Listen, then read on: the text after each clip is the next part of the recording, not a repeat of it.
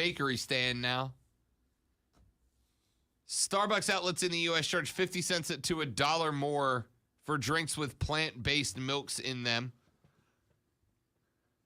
And that's a thing that now I know thanks to James Cromwell. Have you ever had fake milk before? Because I have. Oh, I got almond milk in the fridge. I got no problem with almond milk or soy milk. I got no problem with it at all. I'll tell you this. Is it by choice? You just decided? Did you just want to see what it tasted like, or are you also wanting to protect the cows? No. Are you a vegan? No, I'm not a vegan. Okay, I'm a big fan of steak. Just trying to come up with reasons why you would want to try almond milk. Because I'm fat and I'm trying to be less that. That's literally the only reason. I am team whole milk, always have been, but I just broke under the 255 mark for the first time since like last summer. I'm fat and I'm trying to be less of a human. I want to be like a third of the human that I am now. Yeah. And so I switched over to almond milk because you get milk with less taste, but like a tenth of the calories. All right. Keegan said I'm a superhero, a super hippie. Sorry. I make my own oat milk at the house. I haven't gone that far yet. Wait, how do you make oat milk? I'm assuming. I know how you make oatmeal, but I'm not sure how you make oat milk. You take the oats and then you just hit them really hard. Or do you like when you're squishing grapes with your feet? You just put all the oats in a big old tank thing and just step in there? I don't know.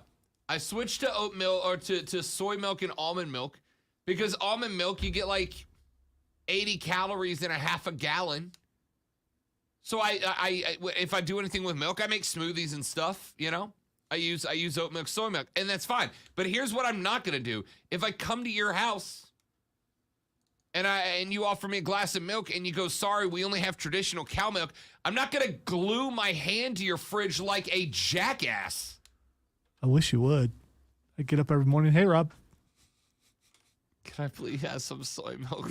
Could you hold that open for me, will you?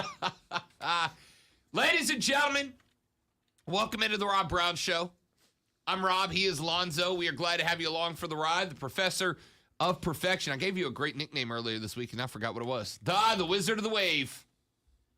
The Wizard of the Wave, Lonzo, on the ones and twos. Yeah, let's forget all that today. I'm having a day, so stop calling you nicknames? Well, just things that make me sound technically sound. Gotcha. Yeah. Lonzo sucks at his job, everybody. Thank you. I'll be here all day. All right, coming up on today's show. Oh, Texter says, if you offer me a glass of milk at your house, I'm leaving. In fairness, I cannot think of a situation I come to your house and you offer me milk. I'm a grown-ass adult, all right? All right. I can't think of a single situation. A plate full of cookies, and do you want some milk with this? I think that's a perfect place to ask. I still don't think milk. I would offer. I think I would if for a reason a 36-year-old man comes to your house and there are cookies. And the only reason that's going to happen is because your wife is awesome and bakes. All right, I'm not saying specifically, Lonzo. I don't know if your wife bakes. Miss Lisa is amazing. I don't know if she bakes too. Yeah, she can bake. Okay. If I come to your house and your wife has baked cookies because she has a guest, that's much appreciated. If you come to my house and the lady friend has made cookies because she bakes, that's awesome. I am still not going to offer you a glass of milk because it is not $18.92. What are you drinking with it then? No. If you want milk, you can have it. You're just going to ask me for it. I'm not going to offer you milk. So if I say, we got, what do you want to drink with that? We got milk. It's still bad. I can't say that. No, man, I don't know, man. It's just a weird sentence. Would you like a glass of milk? This sounds like something that someone else would say. It's a weird sentence. No, I'm an adult. No. I don't have to drink milk with my cookies. I'm not saying that because very evidently I'm a big milk and cookies guy. Have historically been. I don't know. That shirt's kind of slimming for you. I just got it. Thanks to Furman, our new friends at Furman. Not our new friends, our old friends, but you can a new hear Furman football and basketball right here on the Fan Upstate. That's right. I'm rocking the Furman shirt today. The FU all the time shirt. It's weird. The other thing about milk, this one I would like a warm glass of milk before. Who the hell's drinking warm milk? Why is that a trope? Did people used to genuinely drink warm milk? Yeah, supposedly it helps you sleep. Really? Yeah. You haven't heard of that? I mean, back in the old days when Seems like it would just make me want to gag. black and white TV, Yeah, whenever there was what a it started. problem with a kid or something, let me make you a glass of warm milk. Yeah, I don't understand it. The hell wants warm milk? Listen, I'm pro milk. Milk's delicious. I'm a big fan. But warm milk? I don't get it. All right, we got to do sports here. I can't do a whole milk segment. All right, milk's sleep promoting properties might be due to the amino acid tryptophan. I didn't realize that tryptophan was Tryptophan in milk. Tryptophan in rich foods. But do you have to heat it up? Do you have to warm it up for tryptophan? I think warm, just Is it just a comfort thing? I believe so. Yeah, because cold will wake you up. You get into a warm bed, you're going to sleep. You get into a cold bed, That's fair. you got to warm it up first. That's fair. 120 to 85. That was the score last night as the Heat murdered the Philadelphia 76ers. Lonzo, I'm dumb. I don't know sports very well. Just ask most of the people on our Facebook page. And that's all well and good. 120 to 85 should not be a score in the NBA playoffs. Man, Shouldn't be a score in the NBA period, but definitely not in the playoffs. 120 points to 85 points. What? How about this scoreline? 10 for PJ Tucker, 23 for Jimmy Buckets, 12 for Bam Adebayo, Vincent 15. How about Max Strudel? 19 for him. And Jimmy Butler, by the way, plus 36 in the plus-minus category. Plus 36. That means when Jimmy Buckets was on the floor, the Heat were 36 points above net the Philadelphia 76ers. Tyler Hero, 10 off the bench, 13 for Victor Oladipo, who's still in the league. You had 17 out of Joel Embiid, 14 out of James Harden, 12 out of Tobias Harris. Nobody else had double figures for the 76ers. 120 to 85. Pack it up, Philly. Pack it up. Lonzo, they've got to win back-to-back games, including a Game 7 back in Miami. A team that just lost 120 to 85. What odds do I need to give you to take Philly to win both of the next two games? Because Joel Embiid did play last night, 33 minutes. They got Joel back. They tied the series at 2. Then they came out last night and just forgot how to do a basketball. Bahamas are nice this time of year, I hear. I guess. Joel did interviews yesterday going, I'm in a lose-lose situation. Congrats to Nikola Jokic for getting the MVP, but, everybody's out to get me.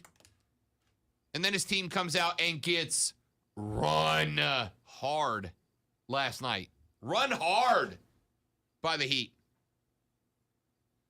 The other game, Phoenix went ham on the Mavs. That game was 120-85. The Suns beat the Mavericks 110 to 80. Lonzo, I got to tell you, I watched about a half of both of these games last night. About a half.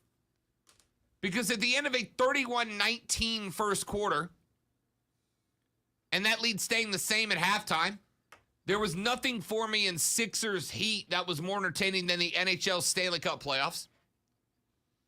The Mavs Suns game looked a little better. The Mavs actually led at the end of the first quarter. It was Suns by 3 at the half, but then in the third quarter, the Suns outscored the Mavs 33-14 in a full quarter of basketball.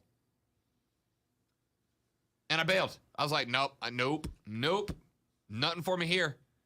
And went back to Lord Stanley's Cups. The NBA was there. For a playoff that has been really good, Lonzo, last night sucked for the NBA. Last night was the type of NBA night that people called the next game and go, the NBA is boring. There's no defense. Nobody cares. These playoff series have been really good so far. And then last night happened. Yeah, it's what we get for bragging about how good they are for a week now, talking about how good they really are, and then you have a stinker night. But like, they have been really good. They have, but really good. Both games being that much of a blowout is kind of a surprise. Yeah. Maybe the 76ers not so much because, James Harden had a really good game the game before. He probably got winded. Yeah, but Joel played 33 minutes. This wasn't like 15 because of an injury. Went a solid 33. By the way, tell me this. Sixers are likely, according to Vegas, they're like 65% likely to win Game 6 before they go back to Miami for 7. I'm not going to touch that because when Vegas does something like that that seems insane, it usually pans out.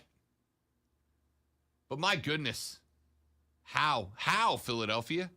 How did you go from a team that decimated Miami the night before to getting beat by 30-ish? Rob, maybe the NBA would like to see these series go to 7 games. Maybe there's a little bit of, I don't know, some fixing going on. Maybe a little bit of some, hey, don't play really hard today.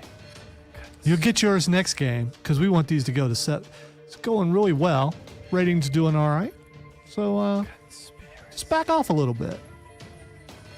Maybe a little bit of extra money for you if you just don't play as hard as you did the day before. But the series was tied at 2. Then they wanted to go to 7. Either team could have won last night, and it wouldn't have changed it. It's still 2 more to win, or 1 more to win. You know what's more amazing? Getting blown out one night and coming back and winning the next. That's entertaining, Rob. I guess. All right, let's take a break. When we come back, Mike Brey is the head football coach at the University of Notre Dame. And he has a message for every college football and basketball coach. And it gave me life. I got rid of my Red Bulls this morning because Mike Brey's message was enough. Tell you what it was when we come back. He's Lonzo. I'm Rob. This is Fake Coast to Coast right here on the Fan Upstate.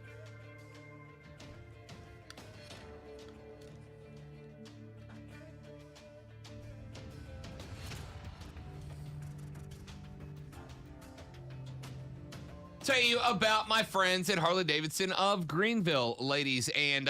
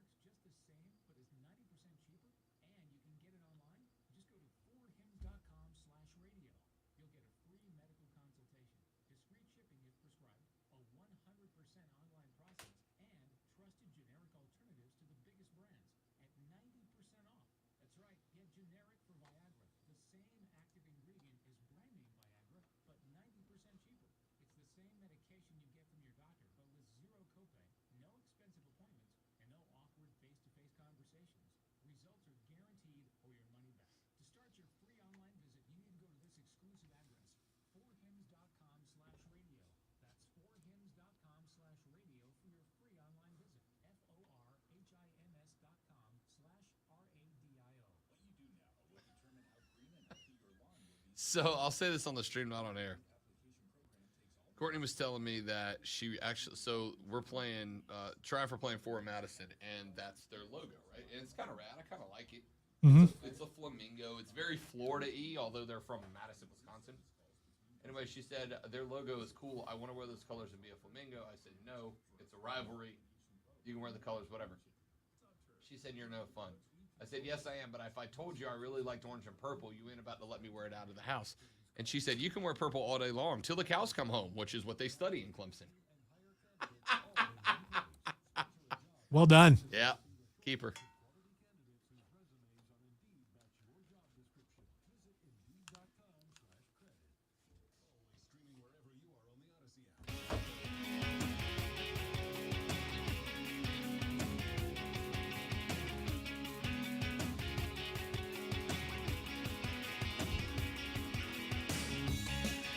Steven on the stream, facebook.com/thefanupstate, twitter.com/thefanupstate, or search The Rob Brown Show on YouTube. You can go any of those directions to get the show live.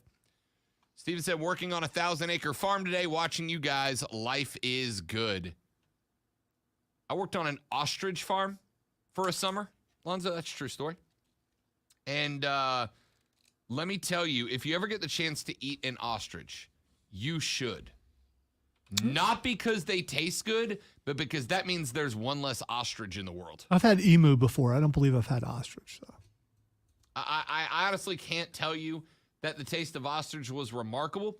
I just love the fact that if I've eaten an ostrich, it means there's a dead ostrich. And that's good for the world. Ostriches kind of creep me out a little bit. Yeah, we should eat them. Okay. So that they stop. Do you keep ostriches in like barns? Yep. Did you have to like? Yep, I literally worked on an ostrich farm. We kept them in pens. Did you have to muck out the barn? Did you have to? No, because the ostrich, I mean, think about what is on your car. It's just a giant version of that. Yeah, but they're really big, so you would think that there would be piles. I'm just curious of what you had to do there. You had to effectively work around them and try not to let them sneak up on you and murder you, because those beaks are hard as rocks, and if they kick you, you die. They're the worst. Wrangle an ostrich? Yeah. You wrangle them just like you would just cattle? like you would a cow. Okay, Yeah. all right. Ladies and gentlemen, you are not going to find another sports talk radio show in the country that is going to break down ostrich poop for you. You know what? You're welcome. Let me get this story in. I got a story that I was going to segue there, but I'm going to save it for later because it's a story just for you. However, let's go down to Amelia Island, Florida, where the ACC's annual spring meetings are taking place. And let's check in with Notre Dame head basketball coach Mike Brey. Now, in recent weeks, there have been a number of college coaches that have been upset, riled up about name, image, and likeness. We have done a lot of NIL this week, though. Like an exorbitant amount of NIL. But them's the news, as they say. Number of coaches have spoken out about NIL. They don't like it. And back in late April, all of 11 days ago, there was a big story about it when Miami basketball player Isaiah Wong threatened to transfer out of Miami if he did not get more NIL numbers. However, he decided against that. I don't know if he just got the numbers he wanted in Miami or if he realized, I'm not going to get them anywhere else, but he decided not to go. Meanwhile, in the ACC, Pitt wide receiver Jordan Addison entered the transfer portal earlier this month amid allegations of tampering from other schools and rumors of an NIL deal potentially valued in the millions. Granted, rumors, right? What's the old expression? A lie gets halfway around the world before the truth gets an opportunity to put its pants on. Just a weird way to personify abstract concepts, but that's fine. Anyway, Mike Brey got asked about it. And Mike Brey said, basically, get over it. Get over it. Mike Brey, after the NCAA announced earlier this week that it would seek to better enforce rules restricting NIL offers, said he was doubtful that the NCAA's enforcement efforts would be successful. However, he suggested the power to address a largely unregulated market would ultimately fall to the individual conferences. He said that coaches need to get over it. Quote, "We have got to stop complaining. This is the world we're in. And last time I checked, we make pretty good money. So everybody should shut up and adjust." End quote. Mike Brey came for blood. Just came for blood against the other coaches, and I loved it. I loved it. It is so hard to listen to people making millions of dollars a year coaching sports, complaining that a few kids will make a few $1,000s a year playing it. Mike Brey said, hey, why don't you just chill and do your job, right? Just chill and do your job. Here's a blast from the past. You know who else spoke about it, Lonzo? Miami Athletic Director Dan Radakovich. Former friend of the show, by the way. Sat next to him at the NCAA tournament. Yeah. Radakovich said, is it better from a conference or national perspective? That'll need to get vetted a little bit more. But right now, it's more national compliance enforcement. That's what we need to look at. End quote. Look.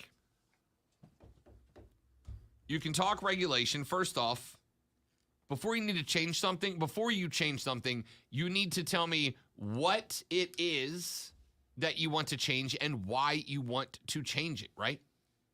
I have heard calls over the past really week from people going, hey, we need to change the NIL. We need to regulate the NIL.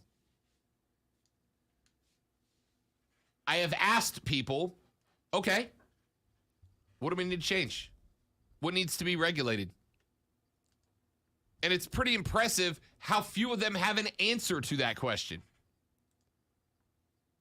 I am fine with hearing your argument like I am for anything else. For change, for regulation. I'm down to listen. But before we enact any changes or regulation, I need you to explain to me what you want changed, what you want regulated, and why and how. I was reading through our Facebook comments on a post we put up a few days ago about this. And on our Facebook comments, I saw like 6 different people go, we need NIL regulation. And when I'd ask those people, what regulation are you looking for? What rules do you want enacted and why? Most of them had one answer. They being college football or basketball players, they should not be able to make that much money. Why? Why? Because you don't want them to. That's not a good reason. I will accept they should not be allowed to make that much money for a college athlete when you regulate Jeff Bezos and Elon Musk and the amount of money that those guys can make, right? When you are willing to regulate the amount of money that billionaires make, then I will hear your argument for regulating the amount of money that college athletes can make, and your argument must be better than, I don't like it. I think it's too much. That's not a good argument. It's not. I think Elon Musk makes too much money. But I think Elon Musk makes too much money is not a good argument to get legislation laid down to regulate how much money he's allowed to make. Yet for some reason, if I was to go out and go, I don't think billionaires should exist, I would get 100 Liberob the Woke Warrior text. But then you guys say college football players shouldn't be able to make 6 figures. And that's different? See, I haven't read those comments, and I've never heard anyone say that. I guess there's probably people out there. I've never said anything like that. I mean, make as much money as you can. I'm just worried about the play on the field. And when we get guys that supposedly say I'm not making enough NIL, so I'm going somewhere else, that becomes a problem for the football team that I root for, or for any football team. If you can make $5 million, good for you. Cheddar. Good for you. I don't have a problem with that. But if you're the starting quarterback on my team and you get disgruntled because, you know, a fan like looked at you the wrong way or something, and you decide, well, I'm just going to transfer portal and I'm going over here. I got offered more NIL money. Sorry, I could care less about the team. I'm going over here. And yeah, I can make more money over here. I'm just worried about the product on the field. I am. And eventually this might come into play and may be a problem. At least in the NFL, which is also a professional league, just like the NCAA. You can't just decide I'm going to go to another team because I can make more money. You can with contract negotiations and things like that. It's wide open to the point where you're worried it's going to hurt team and it's going to hurt the sport as a whole. The play on the field is going to go down. We've seen in the NFL, we've seen some mediocre. Do you think Tyreek Hill's play is going to go down this year? Absolutely. You do? Yes, I do. Okay. For reasons unrelated to Tua Tagovailoa's floppy noodle arm. Yeah, as soon as you asked that question, you realized the same thing. It's going to go down. Yeah, but it's because of Tua, not because Tyreek's making more money.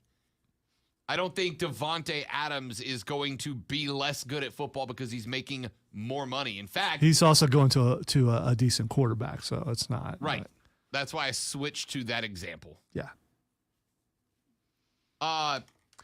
Think of the argument I don't agree with. Think of like Joe Flacco, guys like that. Elite. They get their money and then suddenly they're horrible.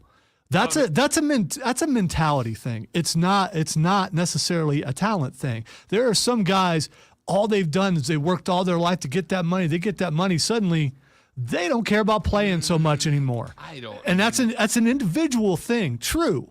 But when more individuals start doing it, suddenly it becomes a team thing and it becomes a problem. I think a lot of these guys end up in this situation because they got overpaid off a good season, right? Now, that's not the conversation here. Yeah, in this case, you're getting overpaid without playing a season. But again, the people willing to pay them, that's on them. I was going to say, first off, the concept of overpaid is subjective.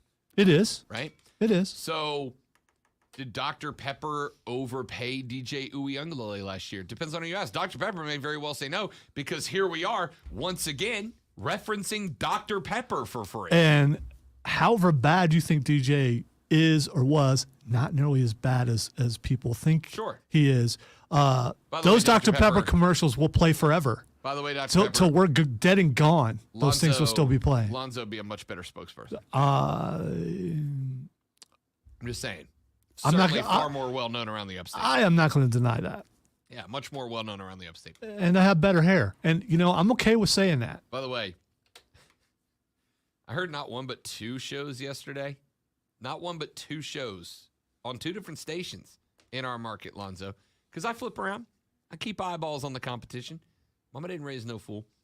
Not one but two different shows in the market yesterday having a discussion about would you boycott a product because they offered an NIL deal to a rival player? Gee, I wonder where that was brought up at.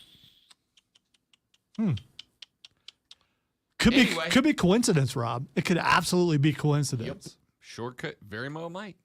Not one but two shows talking about boycotts of a product because they offered an NIL deal to a rival player. I just want to say, this is stupid. It's just if you're down for that's so petty. Yeah, but apparently it makes for great sports talk radio conversation. That's just so dumb, so dumb. If you like a product, use it. Who cares? I mean, it probably will make you try a product more if you see one of your favorite players endorsing it. But I don't go, oh wow, Tom Brady is like that. I can't use that. No. Let's take a break. Come back here in just a minute. Wrap up hour number 1. Texas said, for the record, most of what's going on is not NIL, it's pay for play. True NIL should allow players to make what they want off their actual name, image, and likeness. NIL needs to be regulated for these things. Tampering by other teams, the definition of contracts so that players can't be fired for injured or not as good as expected. That's from Tiger Pal Rachel. Rachel, I will address that when we come back. The Rob Brown Show's on the radio. It's the Fan Upstate.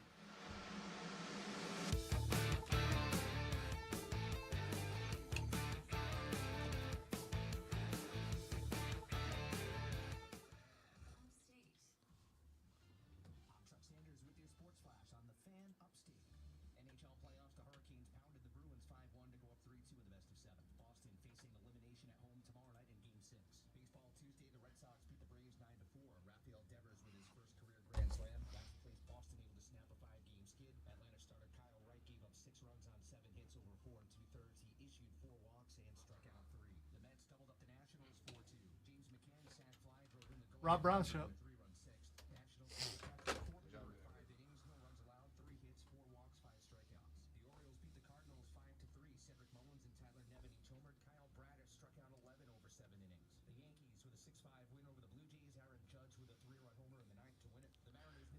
Just once, and I realized it would be creepy, but I wouldn't be surprised. I would love for a robocall to call back and go, "Why did you hang up on me?" That was rude. I know where you live, where you work, when you sleep.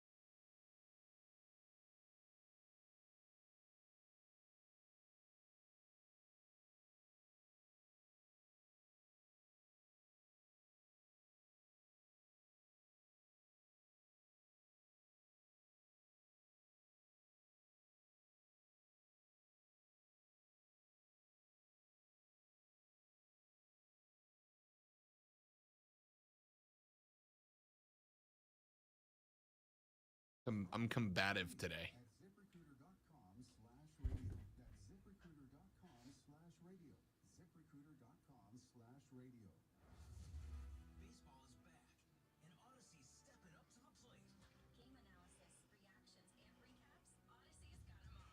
I just feel like retiring.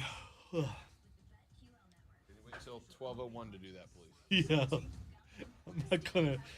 Although, it'd be more effective. Just like, I'm out. Just like in the middle of everything. It wouldn't work as well though, because you could just walk around and run the board. Because you're awesome like that. Other people wouldn't be able to do that, so it loses its effectiveness. It really does. I quit. All right. All right. See ya. Yeah. Dude, can I keep the fridge? I mean, that's basically, you know. Can I keep the Can I fridge? keep the fridge? Oh, man.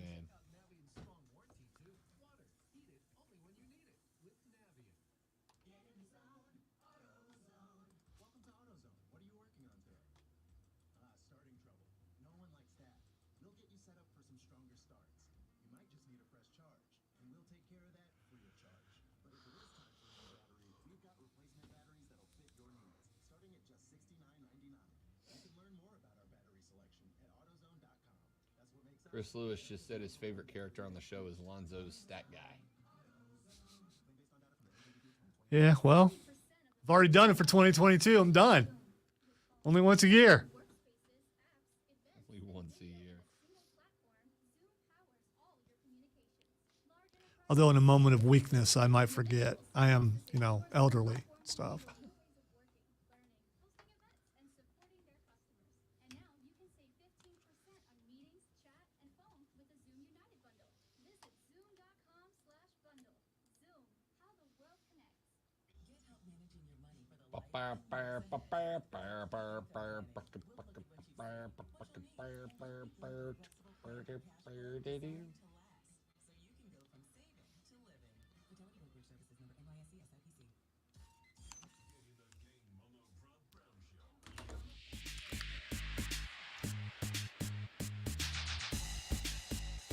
The Rob Brown Show, wrapping up hour number 1. Rob, Lonzo, and you. Coming up in the next hour of the show, I have a question. How irresponsible are you willing to be in the name of sports? I'll tell you what I mean when we come back here in just a minute. Let me get to what Tiger Pal Rachel said on the text line, and thank you for texting in. Great to have you.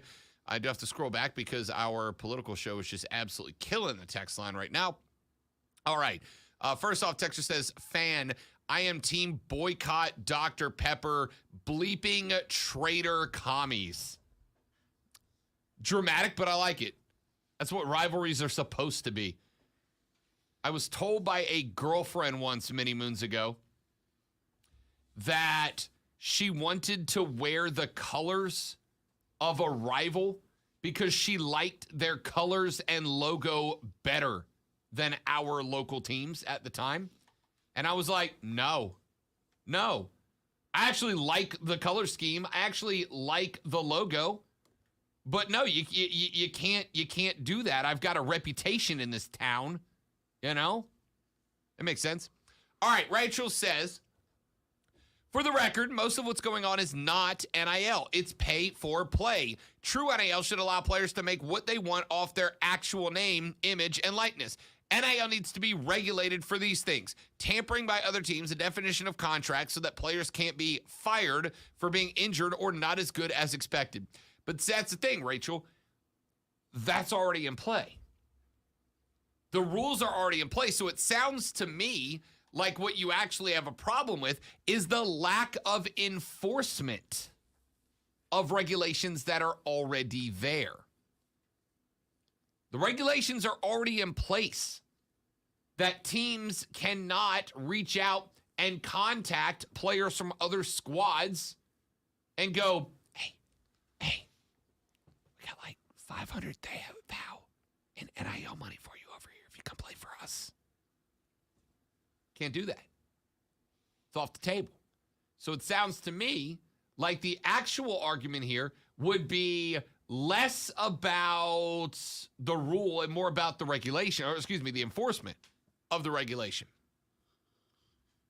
Now, if you want to start talking about that, like I would be fine with going scorched earth on that.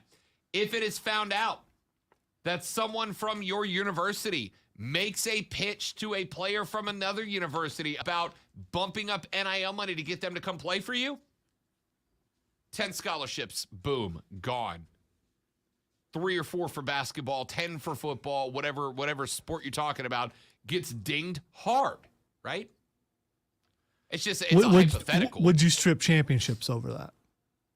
I don't know. Because chances are these things are found out like a couple years later. It is still the NCAA. So a couple of years later. So you go back and strip a championship and say basically you bought the championship by enticing these players to come there. I get it.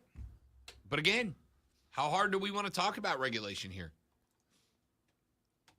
How hard do we want to talk about the regulation? Yeah.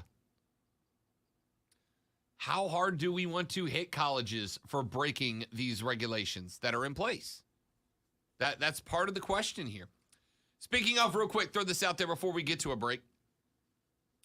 Earlier this week, the NCAA's Division I Board of Directors published new guidelines to clarify that boosters, including recently created companies designed to provide athletes at a particular school with endorsement deals. Remember, I've given them a lot of credit, but in this case, like the Garnet Trust over in Columbia, I think it's done a great job.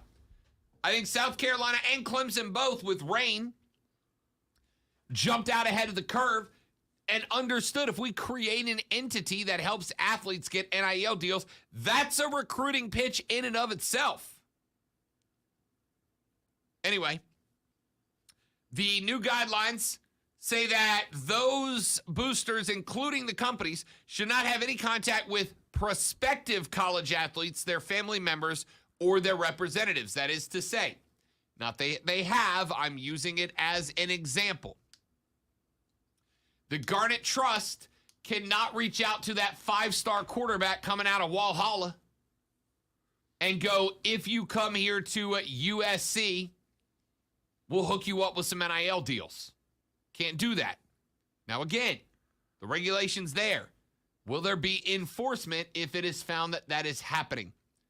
The point that I was making when I brought this up and when I brought it with Mike Brey had to say, the point that I was making was that most of what you guys seem to have a problem with, the regulations are already there. It's the enforcement that is lacking. So when people say, oh, I think we need to change this or that about the NIL, and I said, why? I get no answer. What it feels like to me is I don't like that kids make that much money. That's it. That's what I got. Let's take a break. When we come back, how irresponsible are you willing to be in the name of sports? I got an opportunity tonight. I want to see if you guys think I should take advantage of it or not. I'm Rob. He's Lonzo. This is the Rob Brown Show on the Fan Upstate.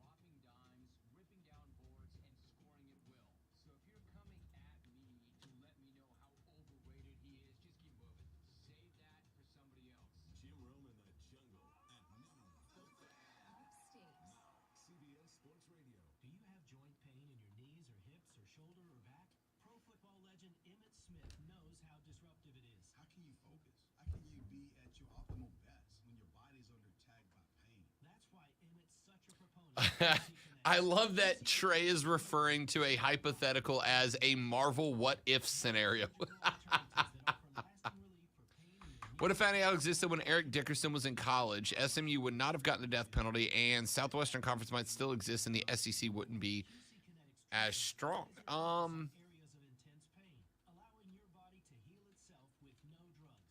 don't know, Trey. I don't know. I will be real. I don't know a ton about the SMU death penalty case because I was 2 when it happened. Let me address Steven's comment really quick. That's already been done. It's Chris Hemsworth.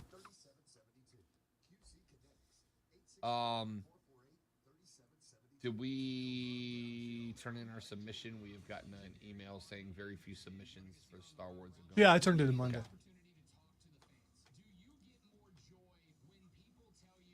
I didn't get that email.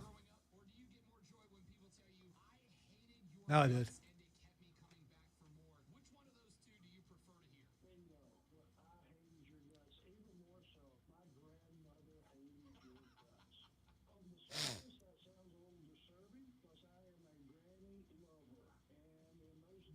I am a granny lover.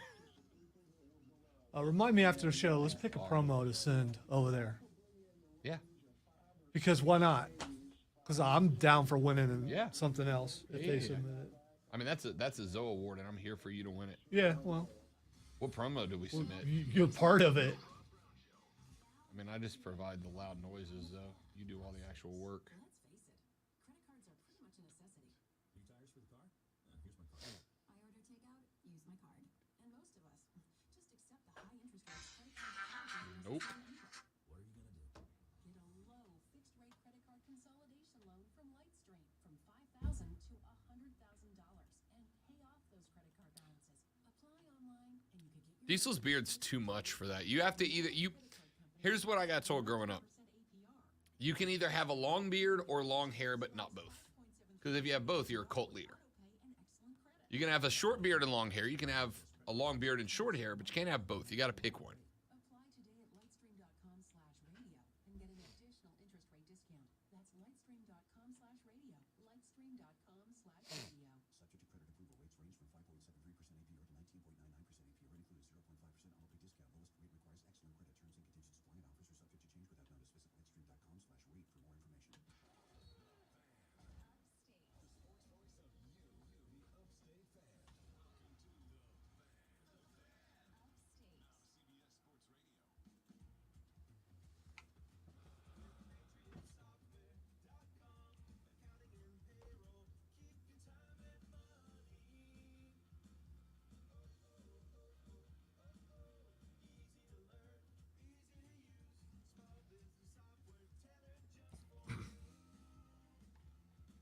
Terms and conditions apply, and offers are subject to change without notice. Visit lightstream.com/rate for more information. No staring at your phone, no rolling in 2 hours late, no sweatpants, no jeans, and no shorts. For complete rules on contests, go to espnupstate.com. That needs to get changed. You're the one everyone looks to for answers. Come rain or shine, the job must get done. And you're the one who makes it happen. We get you, Jackie in Fresno, putting your employee safety first. And Manny in Chattanooga, whose local Granger team knows him by name. We're here for you and all the ones who get it done. With 24/7 customer support and access to product specialists to help you find what you need. Call clickgranger.com or just stop by. Granger, for the ones who get it done. Mike is remodeling the old family drive-in movie theater. Did you just kill that? No, I'm looking to see what it was. It was the contest rules. Oh, okay. 2, 3, 4. All right. Whose resumes on Indeed match your job description. Visit Indeed.com/credit and get $75 towards your first sponsored job. Are you end dating it? Yeah. I'm asking because I'm writing Mark an email to let him know.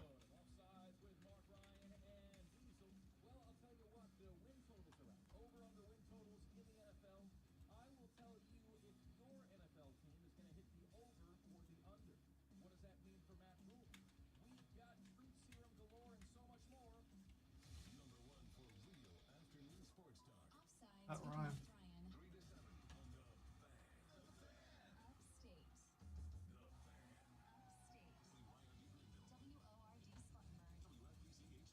Oh, you know what we need to do? We need to give away a copy of that game. That's over. Roy texted me yesterday asking about it. Well, you can't. You have to wait till after a break. Okay. Because I have to, Yeah, no, that's fine. do something to get to it.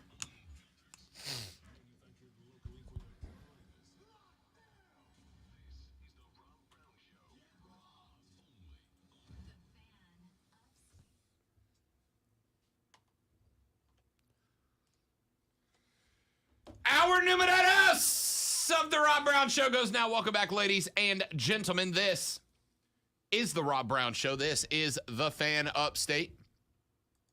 I am Rob Brown, the great one, the professor of perfection, the wizard of wave, Lonzo, on the other side of the glass, where he will be for many hours today because he cares and is good at his job. Oh, no, you wanted me to say you're not good at your job. I forgot. Sorry. Ladies and gentlemen, I have the story of stories for you. Actually, I'm going to hold that because, Lonzo, I have to show you something for your on-air reaction. Yesterday, we told you that we have begun the Rob Brown Show Mullet Hunt 2022. I told you that you have been tasked with capturing wild mullet in the upstate, and I'm talking about the hairstyle, not the fish. Your job is to go around the upstate to take pictures of mullets in the wild and to send them to me at rob.brown@thefanupstate.com. rob.brown@thefanupstate.com. Now, made the announcement late in the show yesterday. I got one submission yesterday, Lonzo, from myself. I spotted my first mullet in the wild during Mullet Hunt 2022. I was out yesterday. I saw this mullet. I will tell you where coming up in a minute because, again, part of the judging criteria is not just the quality of the mullet itself, but the environment surrounding the mullet. Found my first mullet in the wild yesterday, Lonzo, and there it is. Now, let's start with quality of mullet. Well, first of all, younger guy, the hair's very thick. Yeah, it's good coif. It is. It is. It's very thick and it's proportioned correctly. So you pull that back, you're in an office meeting. You let that go, you're on the boat. 100%. I meant boat literally, not whatever they're thinking. That's a quality mullet. Let me show the stream here. The first mullet of 2022 has been submitted. Now, I'm going to start with this, Lonzo. I took this. I showed the lady friend last night this mullet. I said I captured this while we were out at a local, very large national box store. I'll let you guess which one. And what she told me, Zoe, when I said, how do you think I'm going to do? On a grading scale of 1 to 10, 5 points for the quality of mullet, 5 points for the environment of the mullet. There's the environment surrounding the mullet, Lonzo. It's the exact place you'd think you'd catch your first mullet. I do believe I suggested that's where people should go, but Nailed it. Day number 1 of the mullet hunt is where I caught my first mullet. Lonzo, what she said to me it's like knowing where the best fishing spot is. It's the same sort of thing. Yeah, it is. Yeah. What she said to me, Lonzo, was, if I didn't know better, I would have thought that was a picture of you. You don't have the sleeve, though. I don't have the tat. Yeah, you don't have the sleeve. But maybe in a past life. Yeah, or maybe like, during some downtime when you. I got told by my own girlfriend, if you're not watching the stream, go to facebook.com/thefanupstate, twitter.com/thefanupstate, or go to YouTube and search The Rob Brown Show. I'm currently showing a picture of my first mullet of Mullet Hunt 2022 on the stream right now. And I got told by my own girlfriend, if I didn't know better, I'd say that was a picture of you. Now, that being said, Lonzo, if I ask you to, taking the whole picture into context, 5 points for quality of mullet, 5 points for environment surrounding the mullet. Lonzo, what would your grade be for this first mullet for me? All right, so I'm going to go with 4 for mullet itself. 4 for quality? I'm going to go with 5 for environment. 5 for environment. Yes. I like it. So a 9-pointer for me. Now, I'm not in the competition. I'm just trying to win it for my own self-importance. And I'm also not a judge on this because the people who are definitely those who understand hair quality. Correct. So anyway, first mullet submitted. Do me a favor. Go to your local favorite watering hole or establishment. your favorite shopping center, walk around downtown, take a shot at it, but go hunt mullet in the wild. The winner is going to get a matching the Fan Upstate hat and t-shirt combination. All you got to do is catch a mullet in the wild, get a picture of it, and submit it to rob.brown@thefanupstate.com. Remember, you get 1 bonus point for being in the picture with the mullet, which means that had I put myself in that picture, Zoe, that would have been a 10-point mullet for me. All right, so I need a clarification here. What if you are the person who has the mullet? You may submit your own mullet. Do you also get credit for you being in the picture with the Yep, mullet you'll since get your you are bonus the point. person with the mullet? Okay. All I right. have said that is a cheat code for a bonus 11 points, right? Because if you are willing to mullet yourself. Now, the one rule we put into play, though, is that you have to be out in public. You cannot, mullet yourself in the bathroom, take a picture in the bathroom, and then finish shaving the dome. You have to go in public with the mullet. All mullets must be submitted from an in-public environment. No private mullets allowed. What if it's a public bathroom? No. You got to be out. Who the hell's taking pictures in the public bathroom? Yeah, unfortunately, there's been, news stories about weirdos. that. Yeah. So, your mission, should you choose to accept it, is to go hunt mullets in public, capture the mullets with your camera, not like in real life, and email me a picture of that mullet, rob.brown@thefanupstate.com.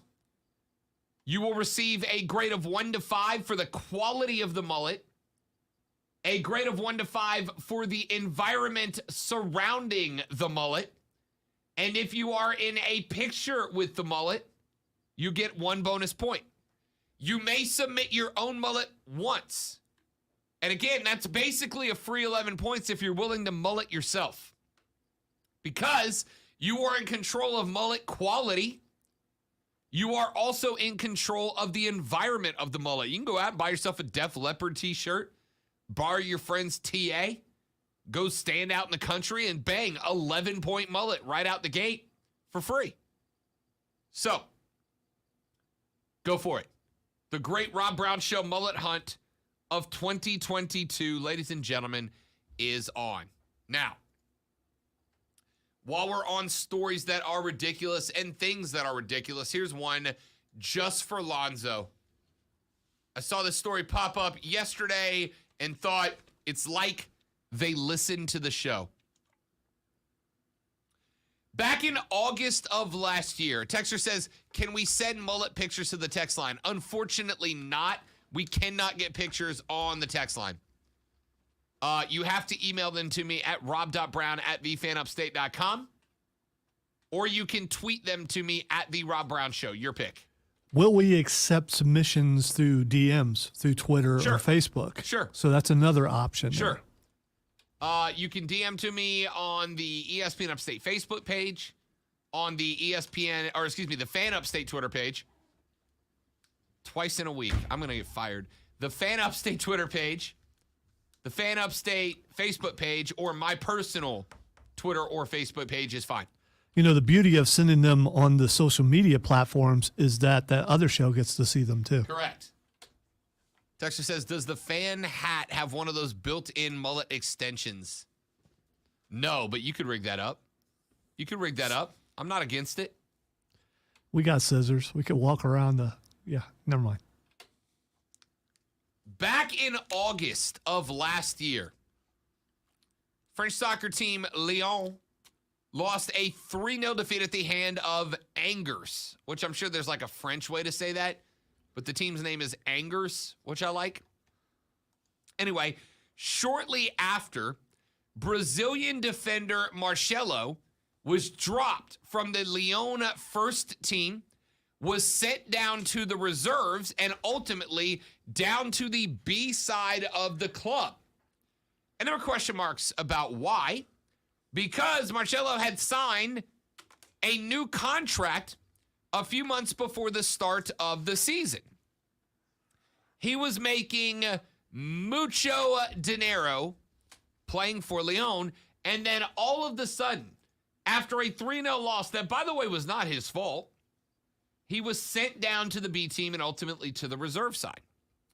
And a lot of people started asking questions. Then in January, his contract was outright terminated and he joined French side Bordeaux. People could not figure out why. What happened here? Well, the story has dropped about why he was cut, Lonzo. And you know it's going to be good when I am bringing up a second-tier French soccer club here on the show. The reason that Marcelo was cut from Lyon is because at halftime during that 3-0 loss, the captain of the team, Leo Dubois. The story could not get more French. Sounds like a snot. Leo Dubois. Leo Dubois. Halftime, Leo Dubois, the captain of Lyon, was giving a speech in the locker room, trying to rally the troops, bring up the morale, get the boys hype for the second half. And while he was doing so, as he stood stoically in front of the locker room, their manager, Peter Bosz, sporting director, standing in the corner, watching approvingly as Leo Dubois gave a beautiful speech to motivate his side to go out, climb out of the deficit. Marcelo was in front of his locker where he was repeatedly farting in the direction of other teammates and laughing hysterically about it. That's what he was doing. Marcelo, while this speech was being given, was just ripping gas, emphasis on the G, in front of his locker, and then laughing like a child at his flatulence while his captain and teammate was giving a rousing speech to hype up the troops. I have heard of guys getting cut from jobs for a lot of reasons. For yelling at the boss, for coming in drunk, for acting inappropriately at work, for taking home office supplies that did not belong to them. This is the first time, certainly in the world of sports, that I have ever heard of a guy losing his job because he would not stop breaking wind and laughing at his own product in a locker room. And what timing, right? Your team down 3-0. You're a threat for relegation, which would be a huge blow to the club. Your captain, Leo Dubois, is at the front of the locker room, standing up. Mon ami, we must win this game. Let us go out and fight like the French are known for. He was Lumiere from Beauty and the Beast. So French people are known to be arrogant. At least they're depicted that way. Sure. Would you consider these snooty tooties? I mean, he's Brazilian, not French. Okay. All right. So I guess that doesn't work. But Leo Dubois is clearly all right. French. So maybe it has nothing to do with the sound. Maybe it has to do with the smell, because maybe the smell was so bad he got fired for that. There have been times in this very building when you and I would have liked to fired whoever did what they just did. Daily. Yes. So imagine What happens in the upstairs bathroom could be considered assault most days. and sometimes is, because Yeah. you're not quite sure you're going to make it out of there alive. So maybe it was the smell. listen, here's all I know. On Monday, we have a company party because winners have parties. And Lonzo, all we do is win, win, win, no matter what. Winners have parties. And on Monday, we're having a company party. And inevitably, during said company party, there will be a point where the proceedings are ceased for a moment. And our commander-in-chief, our big one downstairs, our captain, if you will, is going to stand proudly on the stage before the rank and file. And he's going to say, men, women of Odyssey, we have once again seized the day. We have once again stared down this community. We have once again gone out and embraced it. We have once again overcome the adversity. And we are once again... You know what would happen to us? We'd also get fired. No, we wouldn't. I'm going to go ahead and say, Zoe, you and me specifically, as the current reigning, defending, undisputed sports talk radio show of the year in the great state of South Carolina, you and I have some leeway, I think, right? Because he'll go, oh, we're a little mad at you, Robin Zoe, and we can go, oh, say it to the trophy. And they'd be like, all right, cool, that's fair, that's a good point. I'm going to go ahead and say, if Steve Sinacroppy gives us our speech about how great we are as a show, as a station, as a radio cluster, if he is giving a speech to the troops about how we continue to dominate the radio market, and then one of us just bust win and starts laughing at it. I don't think it was the fart. I think it was the laughing afterwards. I'm going to go ahead and say we're going to get a talking to. All right? We just are. Do you realize what you're doing? Submitting our promo for next year's... No. Someone, probably both of us, will have an uncontrollable urge when he's talking. And we'll do all we can to not accidentally. I'm just going to elbow you now. Do it now. Do it now. It depends on where you elbow me at. Yeah, so you're dooming one of us to accidentally do this, and it's going to look like we did it on purpose. It's fine if you don't giggle at it. Don't do that. Leon, Marcelo. We are in the land of the Lost Boys. Everyone here would laugh at that. Fair. Texter fan, lots of fart talk this week. I'm sure the head honcho is sorry he told you it was okay to say it on air. That's why he's doing it. That's the whole reason why he's doing it. He was told it was okay. He was told it was okay. You are telling me. You are telling me there is a story. How old is this story? Less than a week. The report just came out. I thought you said it happened a year ago. Back in August, but we didn't know why. Okay, all right. The report about why just came out. You are telling me that I just told you a story about a professional athlete breaking wind and giggling at halftime of an important game during his captain's speech, getting fired for it, and you don't find that amusing at all? I do find it amusing. I also, wouldn't there be a certain amount of pride if you are, what was his name? Leo Dubois. Leo Dubois. Wouldn't there be a certain amount of pride about how you were let go? Because getting fired. Leo's the captain. He was giving a speech. Oh, okay. Marcello. All right. So Brazil. Getting fired sucks. It does.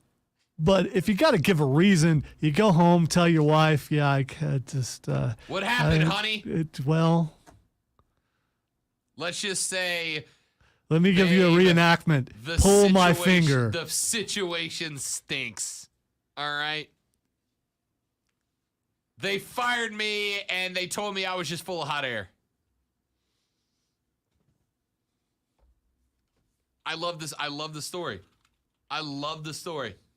love I've everything always about said if I don't retire on my own, I will be let go because of something stupid that I've said. So that's different. I mean, I'm just saying it had to be the smell. It had to be. Oh man. All right. That's it.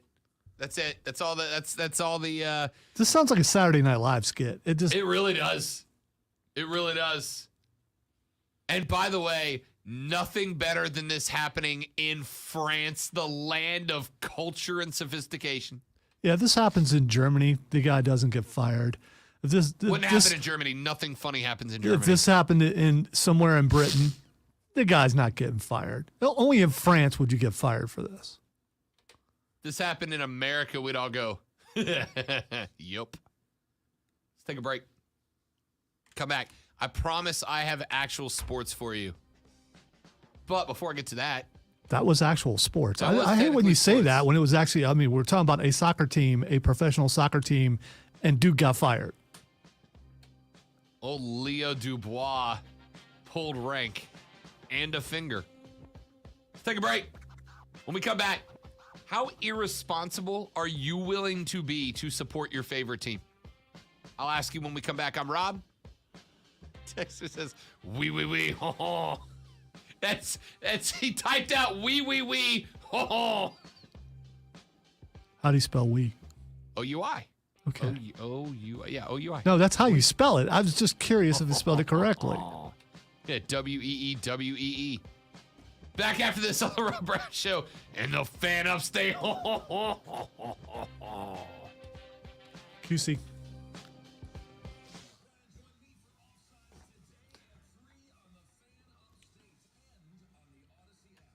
Say about my friends at QC Kinetics, ladies and gentlemen. And the reason I want to tell you about QC Kinetics is because when we got the opportunity to partner with them, I was like, yo, of course I'm doing this. Why? Because I went ahead and I looked up QC Kinetics like I do every other potential friend and partner of the show. And when I got into the science behind it, I realized it works. It checks out. It makes sense. And it is the reason that professional athletes have flown to Europe for years to get this non-surgical regenerative therapy. Think about it. You're a professional athlete. You don't want to have to do surgery. Every time that you undergo surgery, there are inevitable risks that come with it. And if you rely on your health, your body's well-being in order to thrive in your job,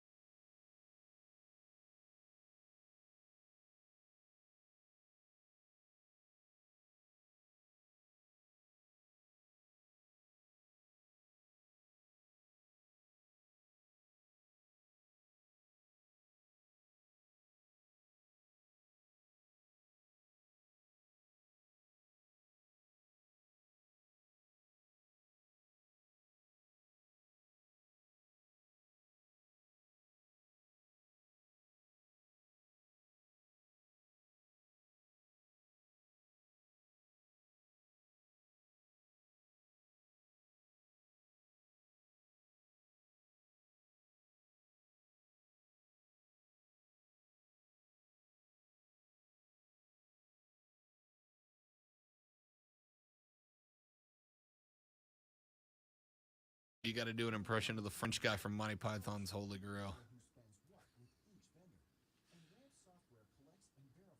Your father was a hamster and your mother smelled of edibit.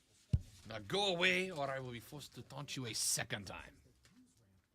One of the greatest showdowns in movie history.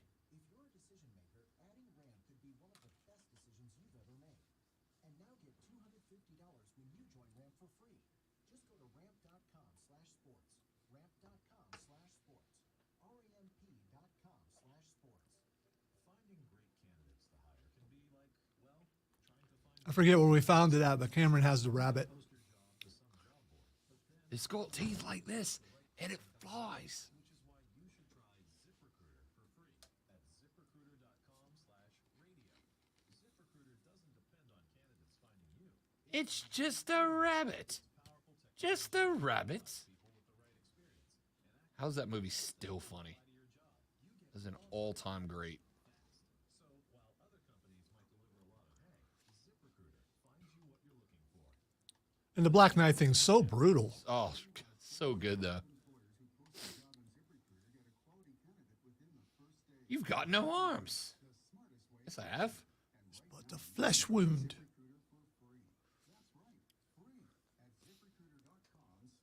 All right, we'll call it a draw. Did you know Ingles only sells USDA choice and prime cuts of meat? Maybe it's time to reward yourself Now I just want to get some coconuts and trot through the hallway and see if it's noticed. Probably It's wouldn't be, noticed. How would it not be noticed? because it's that hallway. I believe the expression would be so that it is noticed.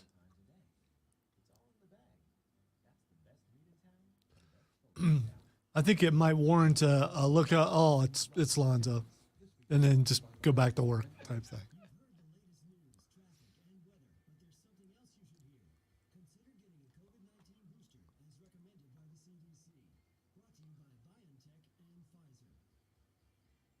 This report is sponsored by Dairy Queen. Hey TQ fans, the new All-Star Summer Blizzard Treat lineup is here with flavors like the Girl Scout Thin Mix, the new Oreo Dirt Pie, caramel fudge cheesecake, cotton candy, and more. There's something for everybody. Only a DQ. Happy tastes good. Listen on the Odyssey app. Search the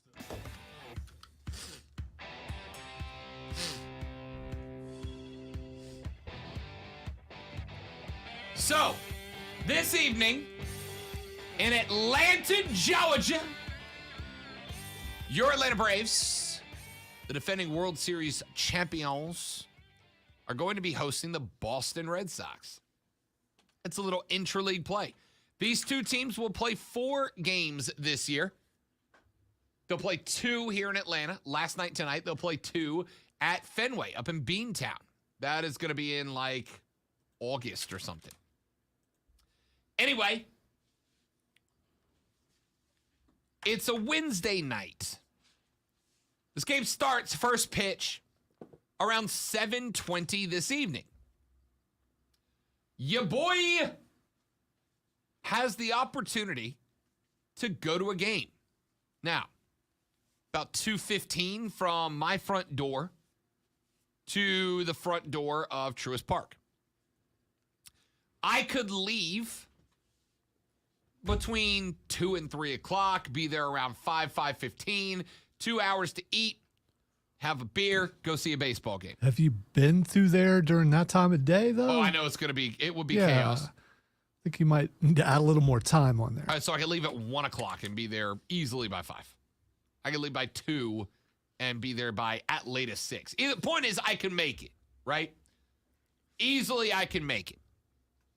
Bravos, Red Sox tonight, 7:20. Now, I'm obviously a Braves fan, but I have a deep respect for the Boston Red Sox organization and the history and whatever. And beings that we are close to an NL team, it's not often that the Bo Sox are going to be in the ATL, right?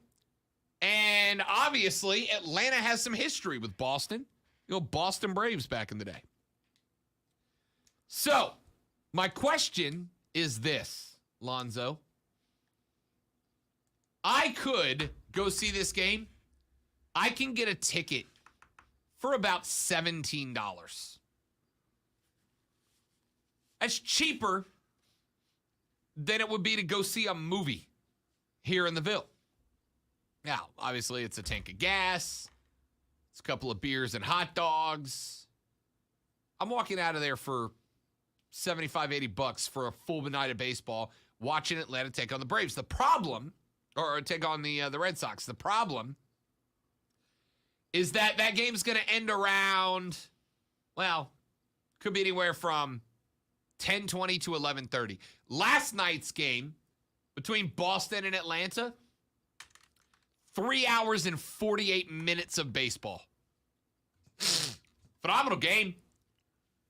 Wasn't for a Boston grand slam. I think Rafael Devers had a granny. Braves were in good shape last night. Instead, they blow it.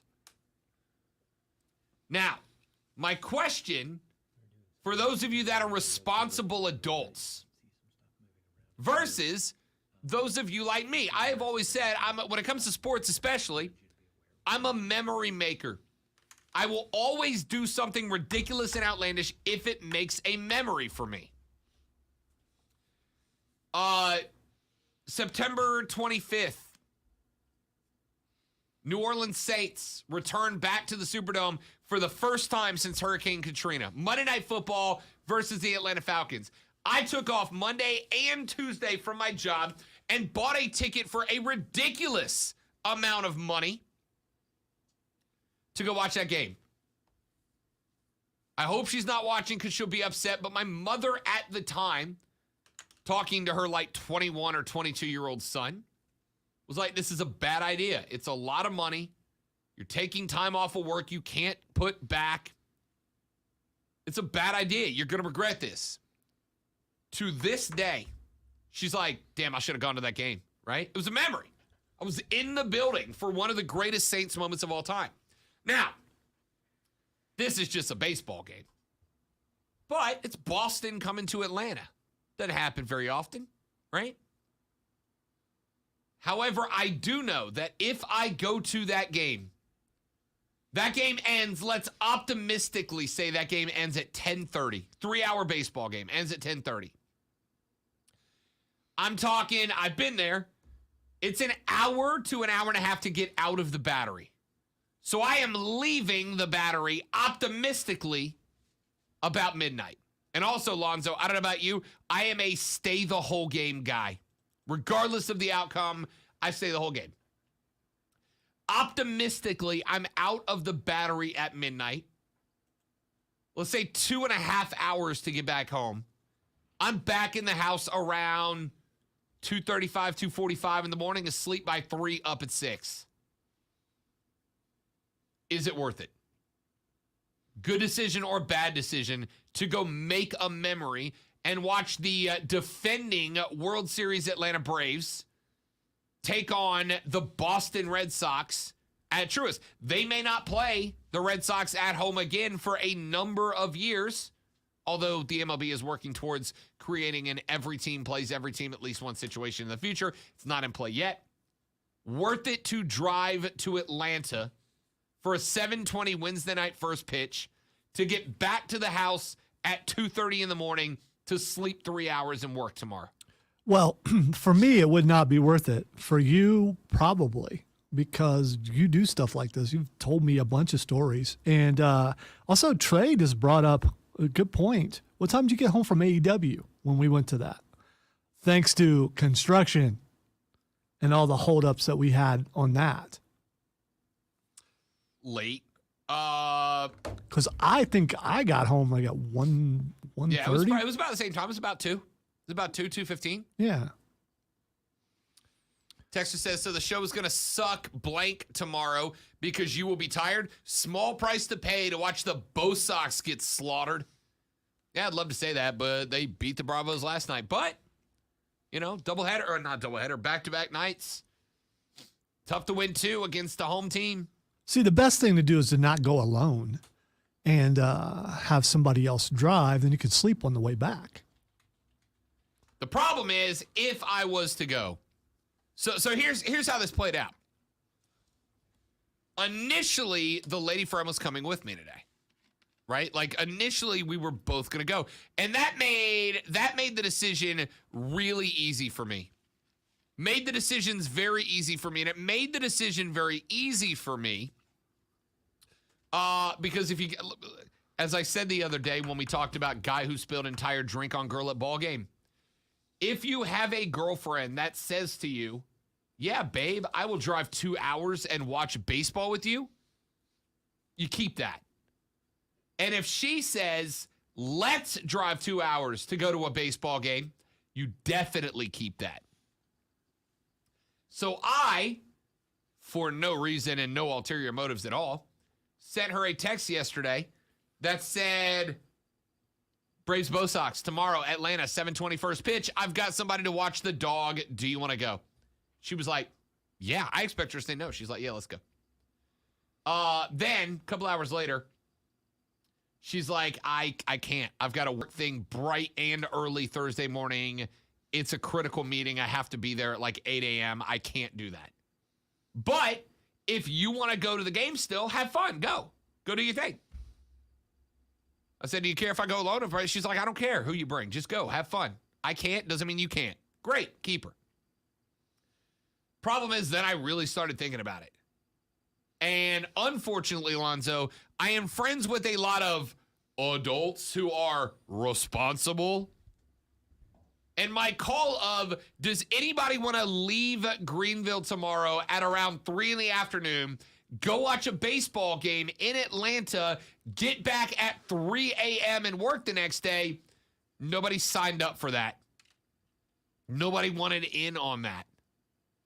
Is it worth it? Is it worth it for me? And is it worth it for me to go by myself? Because I'm not above going by myself. Just driving to the ATL and go to a ball game solo. Is it worth it? Are you willing to be that irresponsible in the name of supporting your favorite team? Let's take a break. We'll come back. We'll wrap up hour number 2. I got plenty more, including some breakdown of the NBA playoffs, because last night sucked for basketball. Not so much for hockey. Got that for you too. I'm Rob. He's Lonzo. You're listening to the South Carolina Broadcasters Association Sports Talk Radio Show of the Year, The Rob Brown Show, right here on the Fan Upstate.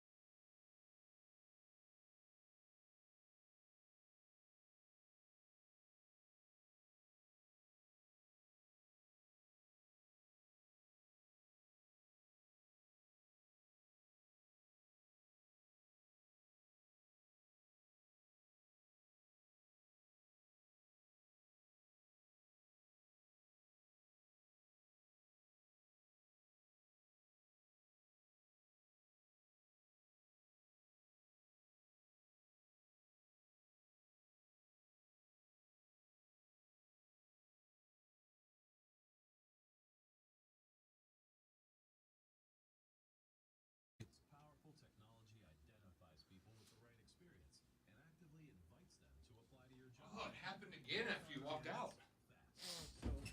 He's talking about sneezing. I just want you to know. I just had my head hurts. Like, legit just sneezed myself into a headache. Oh. Which one? That one in the bathroom? Sitting on my yaya, waiting on my yaya.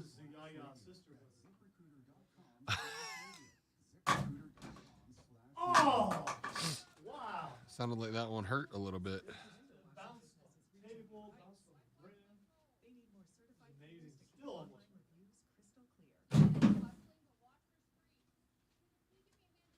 can help them hire great people fast. Indeed you do. Our hiring platform instantly connects you with quality candidates whose resumes on Indeed match your job description. Visit Indeed.com/credit and get $75 towards your first sponsored job. Terms and conditions apply. It's a free encyclopedia, but my webcam is finally at the right height, and I found the perfect playable brush for my face. Seb, you're now our official hype man. Thank you, buddy. You're hired. Pay rate is $1 thank you per day.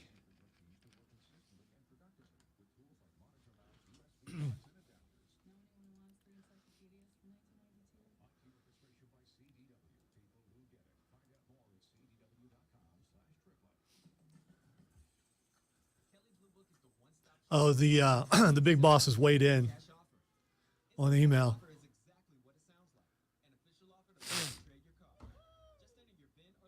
What's the cart number for that promo? Do you remember? I don't now. Okay.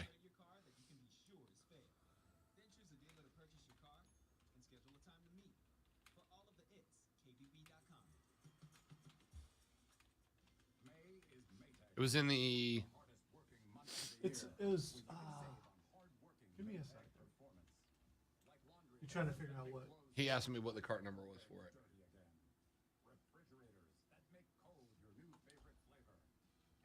Tell me what break it was in. I can just tell him that. Don't wait. Put the hardest working month of the year to work for you and save big on Maytag appliances now through June 1st. 0234. Maytag month. COA. 0234. COA 0234. Did you tell him I already killed it? Yeah. Okay.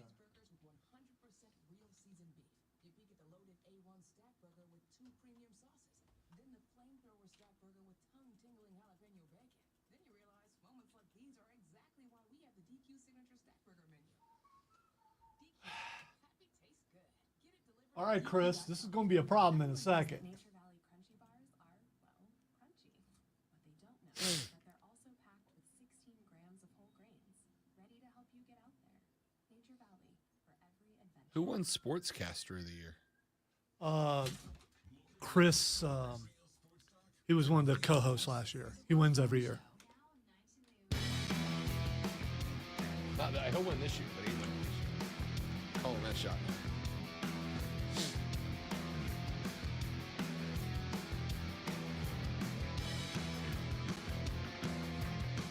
Here's the thing I realized by asking you guys that question.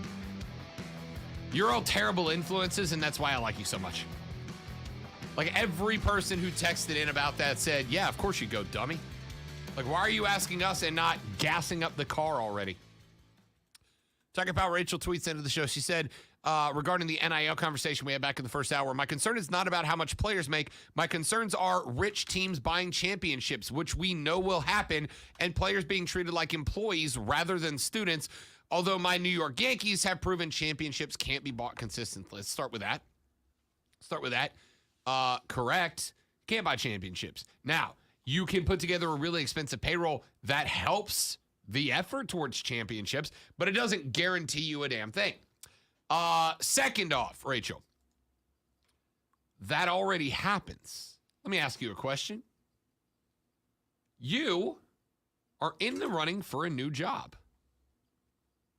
and you go to two different places that are going to hire you to do whatever it is that you do, right?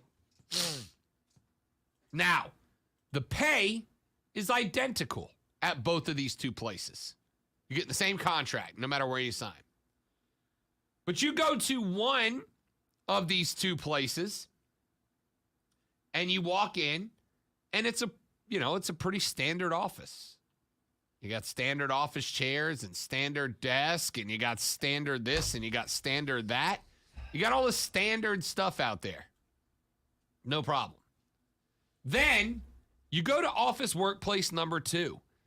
And when you get to office workplace number 2, you walk in, and there's a water slide, and there's a fireman's pole, and there's vending machines with free snacks and free drinks.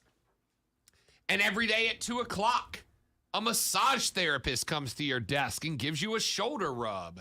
And every day at 3 o'clock, there's a 15-minute open bar where you can have whatever you want. And the office chairs are, state of the art with massaging. I don't know why I'm obsessed with massages right now. You get the point? And the building is extravagant, and there's just all this stuff. Which one are you going to go with? That's literally what college football is today, right? It's already that.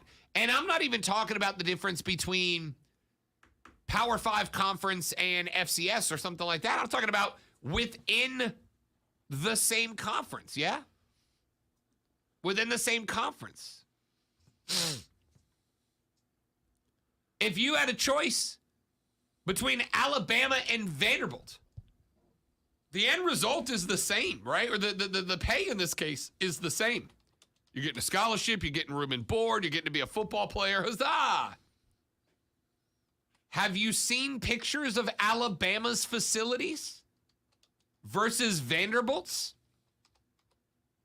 Now, do you think that Alabama doesn't get better talent in because they just have really, really nice facilities? The only difference in the scenario I'm talking about and the concern that you were raising, Rachel.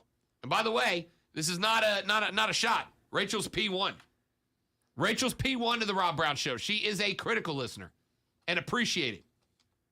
But the only difference, Rachel, between what you are saying and what reality is as we know it, is that now some of that money that has been funneled into facilities so that the school can keep recruiting and keep recruiting and keep recruiting the best players, it's going to the players now.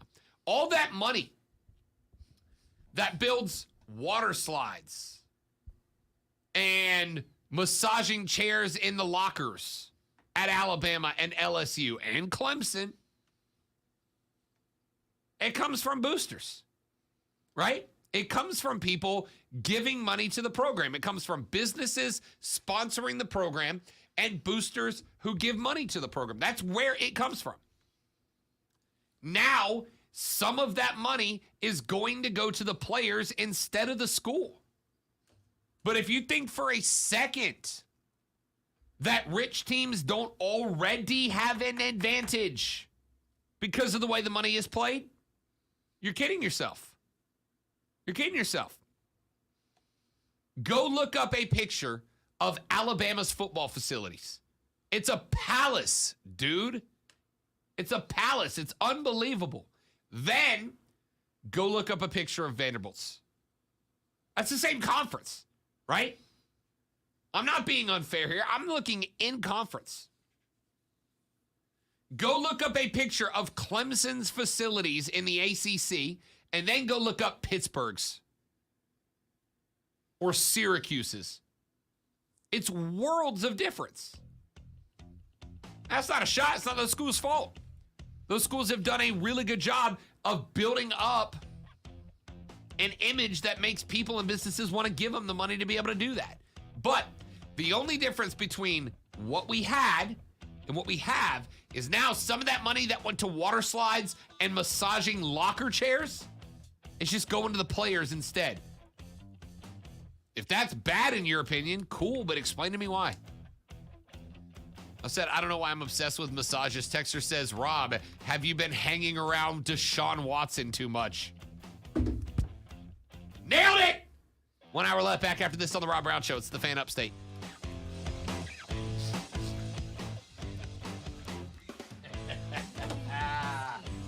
So I'm not going to apologize for the mistake. I told you they were messing around in here, and they took it out of insert. Just I just need to point out the raw professionalism that I displayed by not even breaking. oh, it was awesome. It was. Raven said she just was going to the doctor, and there's like a big fire on Woodruff Road somewhere. I was asking if I could see it out the window. I don't see anything.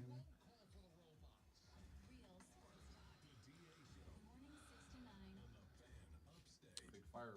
Where? She's on Woodruff Road, so it's somewhere on Woodruff Road. And then suddenly I smell it, just I can't because. smell anything right now.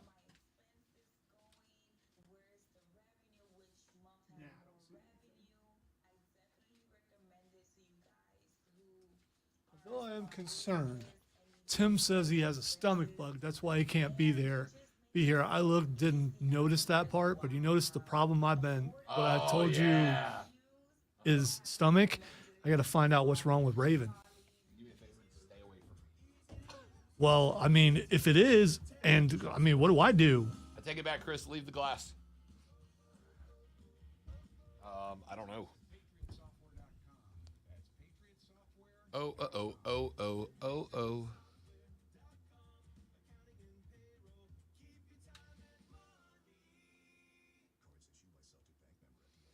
Are you the decision maker in your company? Consider this. For the first time in decades, there's a better option for a corporate card and spend management platform. Meet Ramp, the only corporate card and spend management system designed to help you spend less money so you can make more. Most corporate credit cards offer points as incentives, but those points amount to less than their worth in real cash value. Ramp's credit cards offer you cash back, real money in your pocket. Plus, you control who spends what with each vendor. And Ramp's software collects and verifies receipts automatically, which means you'll stop wasteful spending and close your books in hours instead of days. Businesses that use Ramp add up to 3.3% to their bottom line the first year. If you're a decision maker, adding Ramp could be one of the best decisions you've ever made. And now get $250 when you join Ramp for free. Just go to ramp.com/sports. Ramp.com/sports. RAMP.com/sports. There's nothing worse than coming home from a hot day to find out that your AC unit isn't working. When this happens, you need an HVAC company you can trust. A company like Priority Heating and Air. Their HVAC specialist will give your system a thorough checkup. And if you need a new unit, Priority Heating and Air is a proud distributor of the Coleman line of HVAC systems. So keep your family or business cool this summer and give Priority Heating and Air a call today at 591-1847 or find them online at PriorityHeatingAndAirHVAC.com.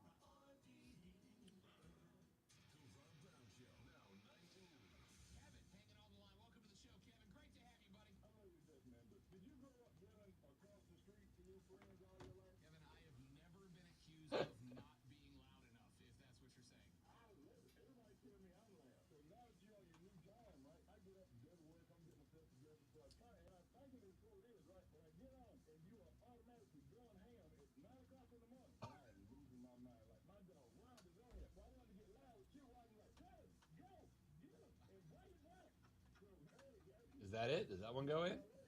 No, because it's out of the Oh, window. that's right. It's not in the window. Stupid windows.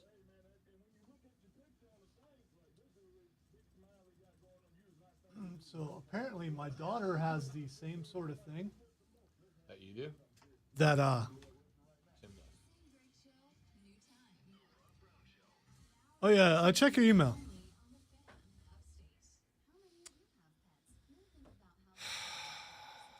That makes No, don't do it that way. You'll be happy.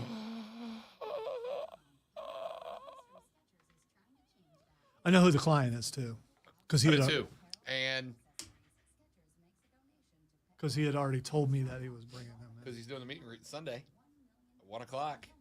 Guess who literally set up a tee time for 1:20 on Sunday?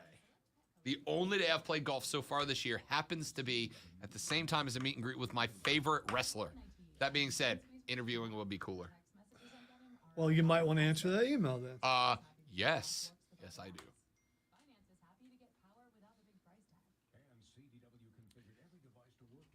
I've seen him live. He did a panel at Comic-Con a couple of years ago. Didn't you say you've seen his stand-up act? No, not me. Who was it? Told me somebody saw their stand-up and said it was hilarious. He just tells wrestling stories, but said they're hilarious. I've seen snippets of it, but I haven't seen it.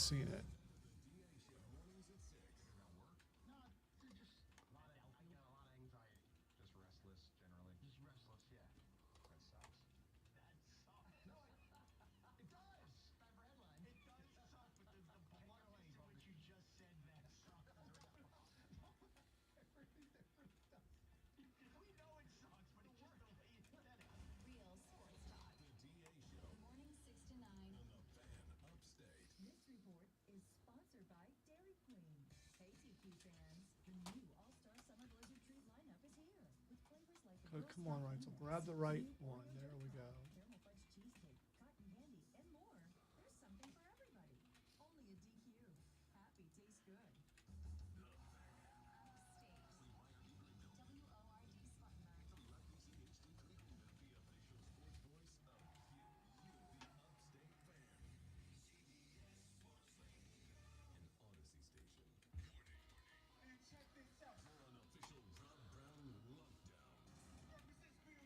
Yeah.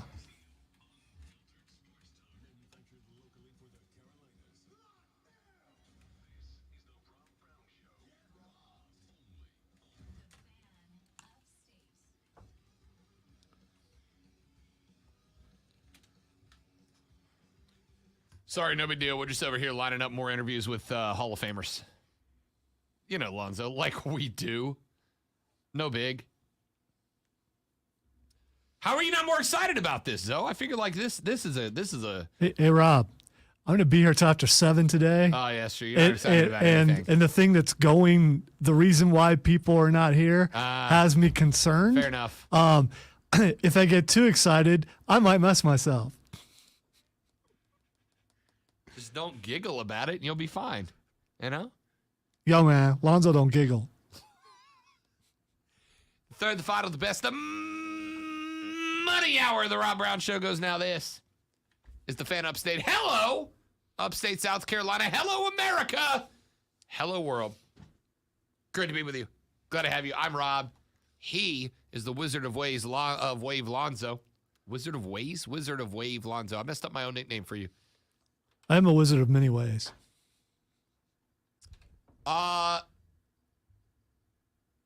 Lonzo, on a scale of 1 to 10,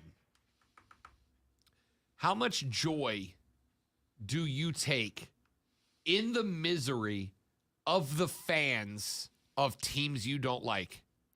These go up to 11, don't they? Why don't you just make 10 louder and make 10 the highest number? But this one goes to 11. One of the greatest scenes of all time. Spinal Tap, one of the greatest movies of all time. Stonehenge.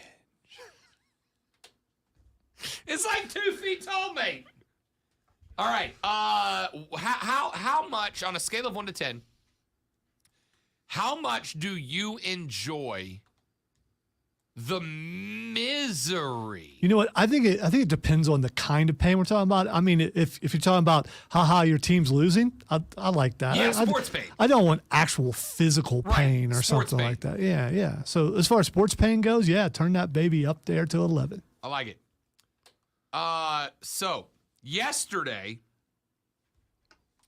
Jenny Buss, of course, is the current owner of the LA Lakers, co-owner. And by the way, her official title is governor of the Lakers. So she's the owner and GM. Can we just do that? Because there was a big thing about, Yeah. being called owners and all that stuff. Maybe she just wants people, hello, governor. Hello, governor. Bill Plaschke wrote an article for the LA Times about her. Let me read you the opening paragraphs, real quick. Plaschke wrote, by the way, Bill Plaschke sucks, but I'll come back to that in a minute. And he is the reason that, like, Bill Plaschke inspired what I'm about to talk about. Jeannie Buss isn't happy on a May Sunday afternoon when she should be watching her Lakers in the NBA playoffs amid a raucous Crypto.com arena. She's sitting quietly in a virtually empty El Segundo practice facility. Her team has long since been eliminated. Her greatest expectations became the biggest of flops. Her family's sizable investment came up flat broke. She's alone with her scampering teacup multi-poo named Dolores. Jeannie Buss isn't happy. Quote, I'm growing impatient just because we had the fourth highest payroll in the league. When you spend that kind of money on the luxury tax, you expect to go deep into the playoffs. So yeah, it was gut-wrenching for me to go out on a limb like that and not get the results we were looking for. I'm not happy. I'm not satisfied. End quote. Plaschke, you are not getting handed a Pulitzer for this, amigo. You want to know why I don't like Bill Plaschke? Before I get into the article about making fun of the Lakers. Sure. Last year in the National League Championship Series, the Atlanta Braves were playing the LA Dodgers. Now, the Bravos, on paper, were not as good as the Dodgers, especially without Ronnie Acuna Jr. The Dodgers, on paper, should have won that series. The Braves won that series and went to the World Series, which they would win. Just a reminder. While all of this was happening, Bill Plaschke, who is from LA, decided that he needed to utilize Twitter as his therapy. At one point during the Dodgers-Braves series, when he was just going all in on Atlanta, he said, and I quote, after the 5-game madness against the Giants, this NLCS Game 1 in sterile shopping mall Atlanta Stadium feels like a Saturday night in May. The most excitement is discussion of the post-game trip to Waffle House. Cool. Now, I've been to the Battery. I went last year. Phillies Braves series, I went last year to the Battery. And if you think the Battery is a sterile shopping mall, you just haven't been.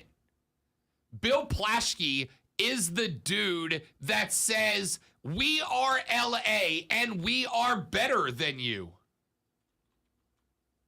Why? Because we're LA. Right, but what makes you better than us? Because we're LA. I was happy the Braves beat the Dodgers because I'm a Braves fan. I was happy the Braves beat the Dodgers because it meant that people would stop putting Bill Plaschke into my Twitter timeline. Plaschke gets blowed up on Twitter for his terrible takes about Atlanta and the Braves and the sterile shopping mall and pretending like Waffle House isn't amazing. It is amazing. You know what the difference between Waffle House and LA is? Waffle House puts out who they really are on display and goes, if we ain't good enough for you, get gone, sucker. When you go into a Wahoo, the waffle mix that fell out of the waffle maker, it stays on the floor until we got a chance to pick it up. The waitress, Dolores, that just brought you the food, yes, she just came in from her smoke break where she threw her heater back right in front of the window. And if you don't like it, get gone. The Waffle House is not a place to go if you are superficial, Bill Plaschke, LA writer. The Waffle House is not a place you go if you care about looks more than quality, LA. But if you care about quality more than looks, then the Battery and the Waffle House are for you. Anyway, Plaschke's column goes on to talk about Jeannie Buss. And it's got all these, like, really sad pictures of Jeannie Buss sitting in the practice facility like by herself and all the lights are out. It's like moody and emo and dark. And it's Plaschke just lamenting the fact that the Lakers are bad because, hey, we're LA. We're supposed to be good because we're LA. Right, but your team sucked. Right, but we're Los Angeles. We're supposed to be good. We're supposed to win. We spend a lot of money and we look good. Dude, this article is so long. It's so long. I sat and I read it last night, not because I care about Jeannie Buss, not because I care about the Lake Show, not because I care about Los Angeles. I don't. The reason that I sat and I read this absolute monstrosity of a column from Plaschke is because the bitterness of Bill Plaschke, the bitterness of Lakers fans. Lonzo, if I could boil it down and concentrate it and bottle it, I'd sell it for $1 million a bottle and people would buy it. Listen, I'm a LeBron guy. I like LeBron. As a basketball player, I think LeBron's the GOAT. I think LeBron's the greatest basketball player of all time. You know what my one criticism of LeBron is? He's a Laker. That's it. I do not like Lakers fans. For the same reason I don't like Yankees fans. For the same reason I don't like Cowboys fans. They are the most entitled pieces of fan that you will find anywhere.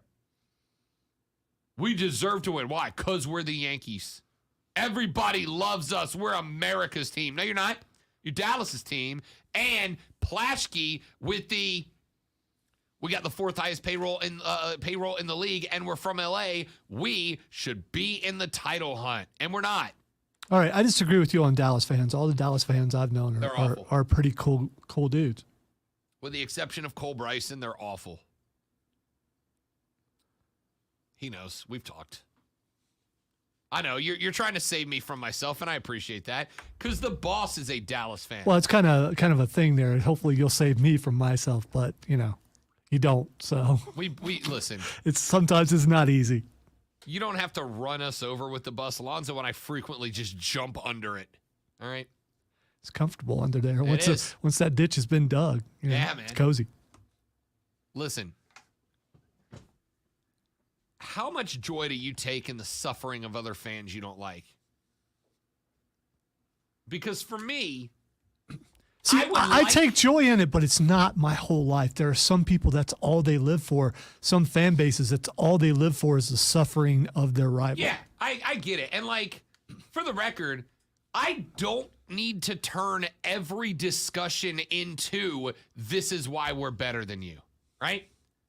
I am not going to take mundane nothings and go, oh, well, the fact that we have more trees on campus means that we're a better school than you are. What? No.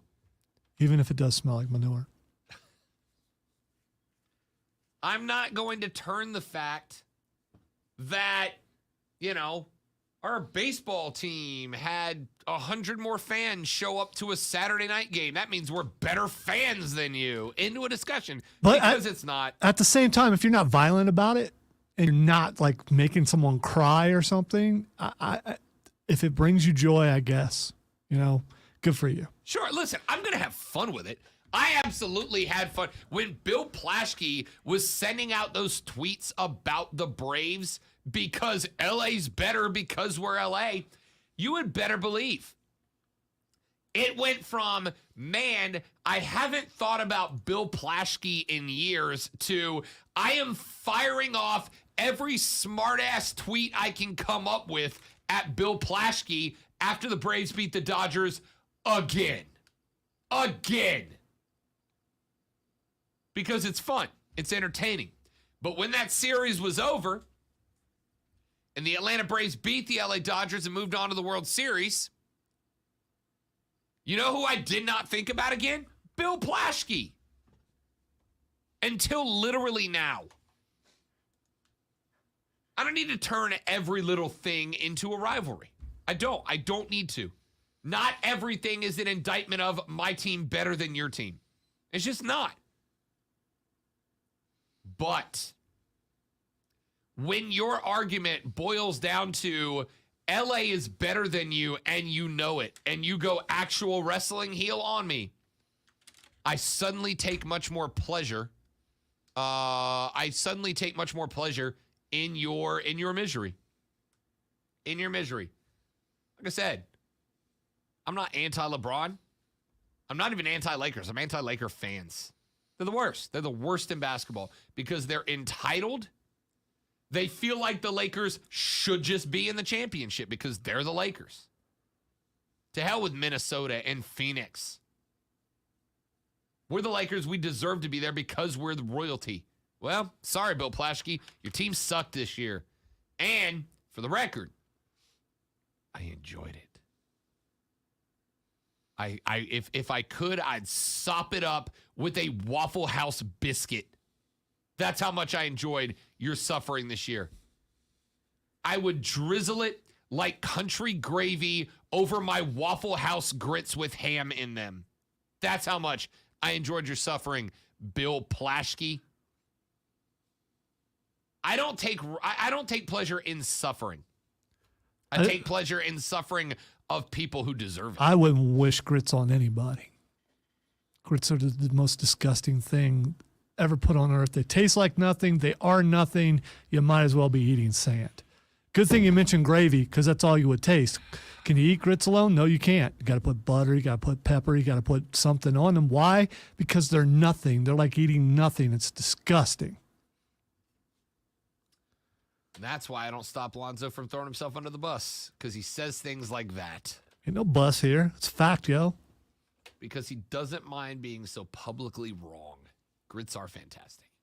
You might as well throw some boiled peanuts in there. I love boiled peanuts, too. What's wrong with you? Cajun they're boiled wet. peanuts are a goat snack. They're wet and nasty. Cajun might be good, but others like take some soggy peanuts. No, thank you. Goobers are amazing. Are you kidding me? Ballpark boiled peanuts are the best. What is happening right now? Texter says, it sounds like Bill Plaschke is living rent-free in your head. I'm so over that expression. I mean, I guess I could just ignore Bill Plaschke's 9 pages of, but we're the Lakers. But I got 3 hours to kill. He probably gets courtside for all the, good things he says about that. Maybe. Yeah. I mean, he's in LA. Listen, he is probably the top tier sports writer out of Los Angeles. I get that. He is the top tier sports writer out of Los Angeles. I get it. Of course he's going to defend the Lakers. But do you understand there is a difference between what is wrong with the Lakers, what went sideways, here's my analysis as a sports writer, and we're supposed to be in the championship, which is what Bill Plaschke does. There is a difference between, hey, the Dodgers are the better team in this Dodgers-Braves series, let's talk about it, versus, hey, Atlanta, your stadium's a sterile shopping mall and your favorite restaurant sucks. You know where we threw a party after beating your Dodgers, Plaschke? In the Waffle House that we built into our baseball stadium. DX! You feel me? Let's take a break. Back after this. I'm Rob. He's Lonzo. Seb says grits are chewable water. Lonzo's got his tag team partner. Trey says, I'm hungry and now I want Wahoo. Thanks to the Rob Brown Show. Hashtag influencers. Back after this on the Fan Upstate.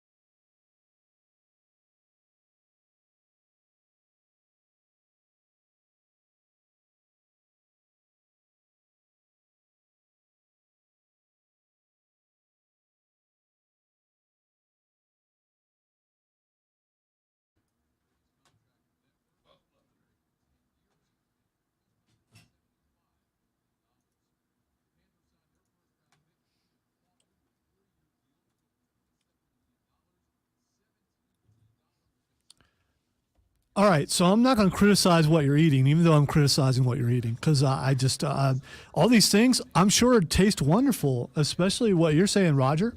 But you know what it tastes like? All those things that you put in it. The grits themselves have no taste at all.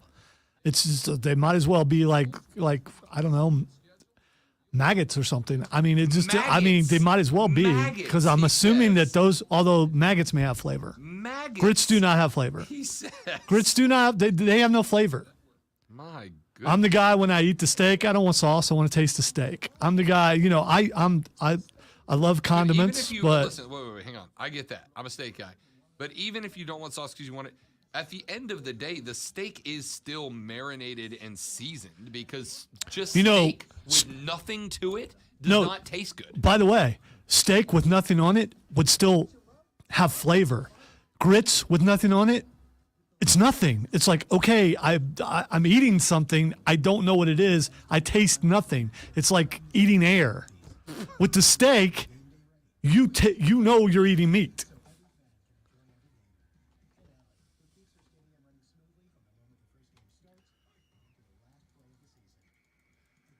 Next thing we're going to have is someone's going to say, have you tried grits with Duke's mayonnaise on it?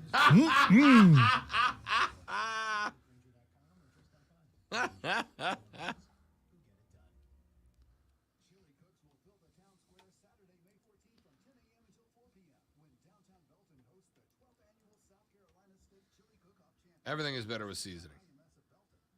Everything. No. I disagree, Trey. Oatmeal tastes like oatmeal, okay? Whether plain oatmeal, not that good. Not really. You need a little bit of cinnamon in there, a little bit of something, but it still tastes like oatmeal. Grits taste like nothing. Nothing. Chewable water. Love it.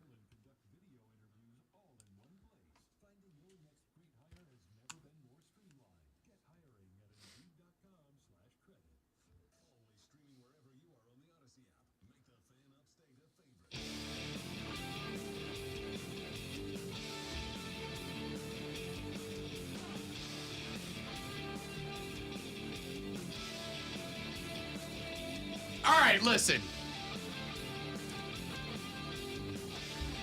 Nothing. And I'm talking to you, stick to sports crowd. Nothing wakes up our text line and our Facebook stream like a food take. Nothing in the world, nothing has ever woken up the text line like a food take. Like Lonzo's take that grits are bad.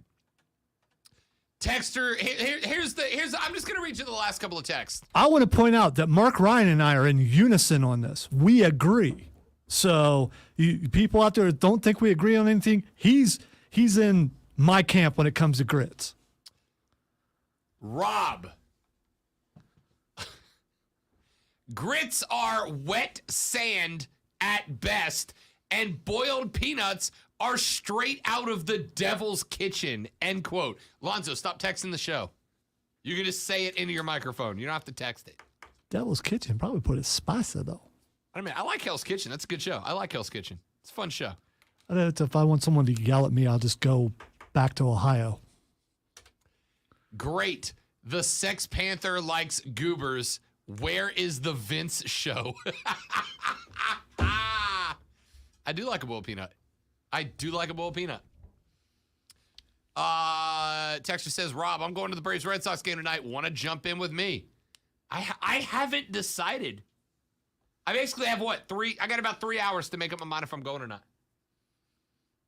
I don't know if I'm going yet or not. There's a part of me that wants to, and there's also a part of me that's like, yeah, but if I go and they lose and I wake up tomorrow after 2.5 hours of sleep and have to work a full day, I'm going to hate myself.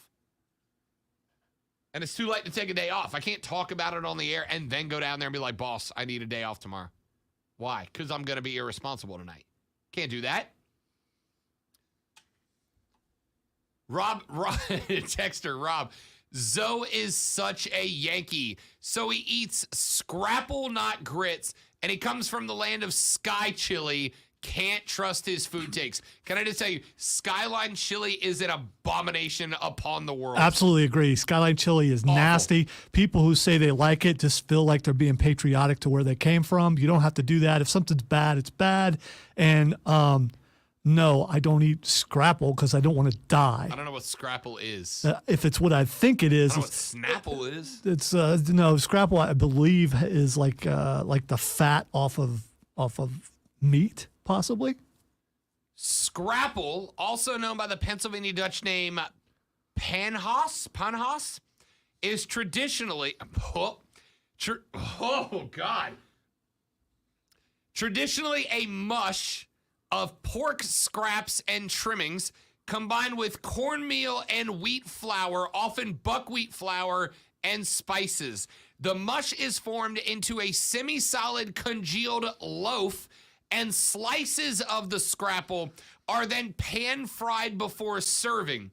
Scraps of meat left over from butchering, not used or sold elsewhere, were made into scrapple to avoid waste. So basically, after they butchered the pig and they sold whatever people wanted, when they got to the place that people in the 1700s went, no, that's gross, I don't want to eat that.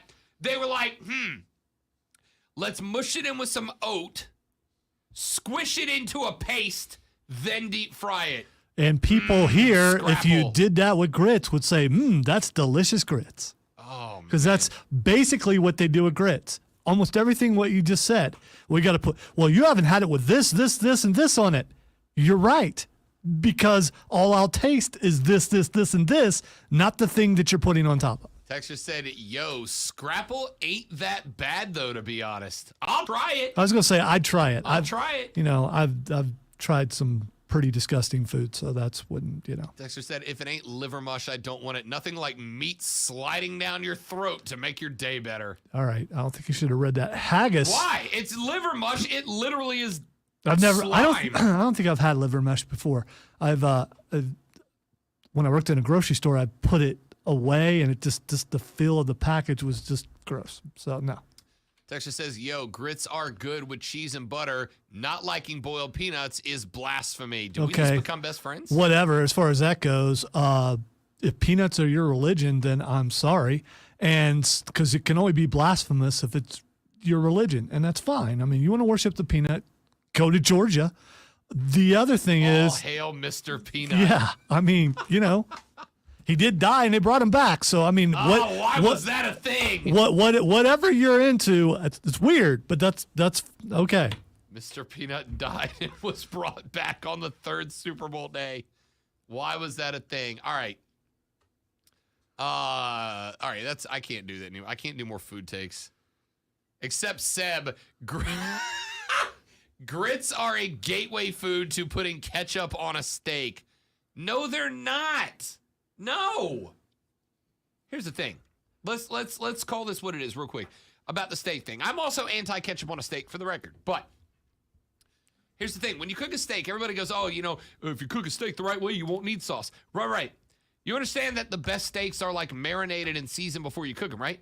You're just putting the sauce on before you cook it instead of afterwards. It's not a sin to put sauce on steak. You throw a steak on the grill, put nothing on it, it's still going to be delicious. Just tastes like meat. Yeah.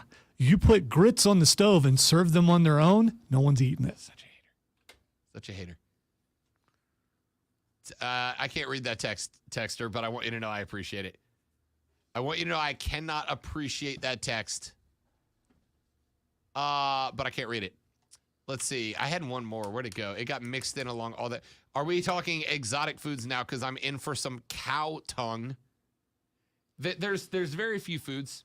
You might as well throw in pickled pig's feet if you're going to talk cow tongue. Yeah, there's very few things you're not going to get me to even try. Cow tongue and brain are on that list. Oh, I've had brains before. Why? Yeah, it was in biology 2 class. It was extra credit. And to eat a brain? No, what she did is she cooked them up in eggs. And you know that clear part in sausage? Wait, no, stop. Yeah. You are, no. Yeah. You know, no. Yeah, Wait. You have jumped dramatically past the point of the story that I need to get to. You're like, oh, here's the recipe. I didn't need the recipe. Your story started in biology 2. Yeah.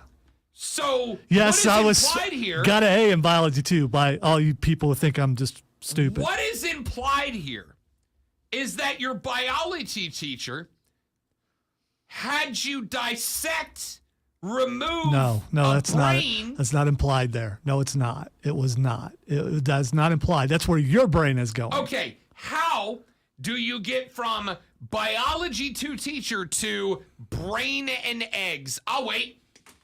By the way, I will say it was in 1985, so I don't remember all the details Probably other than. because you got poisoning from eating No, I brains. did. No, I didn't. As I was saying, that clear parts in sausage, chances are that's brains. So you probably already ate brains before. Wait, the what? Have you ever, when you cook up sausage and there's like little clear parts in it before you actually cook it up, that's probably brains. What do you think? Sausage is a part of the animal? I mean, it's a combination of things. So anyway, she cooked up brains in eggs, and if we ate it, we got extra credit. And so I had the homecoming queen on one shoulder, the prom queen on the other shoulder, who were my lab partners, which means I was about to die because of my shyness. I think the teacher did that on purpose to watch me, blush all day. They were watching me eat, and the first thing I did is I took a bite and went, and half the class got nearly ill. And then I ate what was left from what they didn't eat because it was just eggs. It tasted like eggs. First off, Keegan asked the real question in the chat when he said, "What kind of brains?" I don't remember. My God. I believe they were pork. My God. I believe they were pork. I think you can't eat cow brains. I think that's like against the law or something, or you get sick. Throwing desk, fighting teachers, cooking brains. Is that school still open? He asked. Yeah, it is. Fairly, by the way. Yeah, it is. Fair question. Our buddy Tim asked, "What is this text line right now?" As the texters say, potted meat is wonderful on crackers. And, quote, bull testicles aren't bad either. Chewy, though. Rocky Mountain fried oysters. Nah, I'm not interested in that. I did once. I had to do it once. Pops used to take us up to Colorado to the Rockies to go skiing back in the day. And you had to do it. You went on a boys trip. You had to do it one time. It wasn't awful. It was deep fried. It wasn't bad.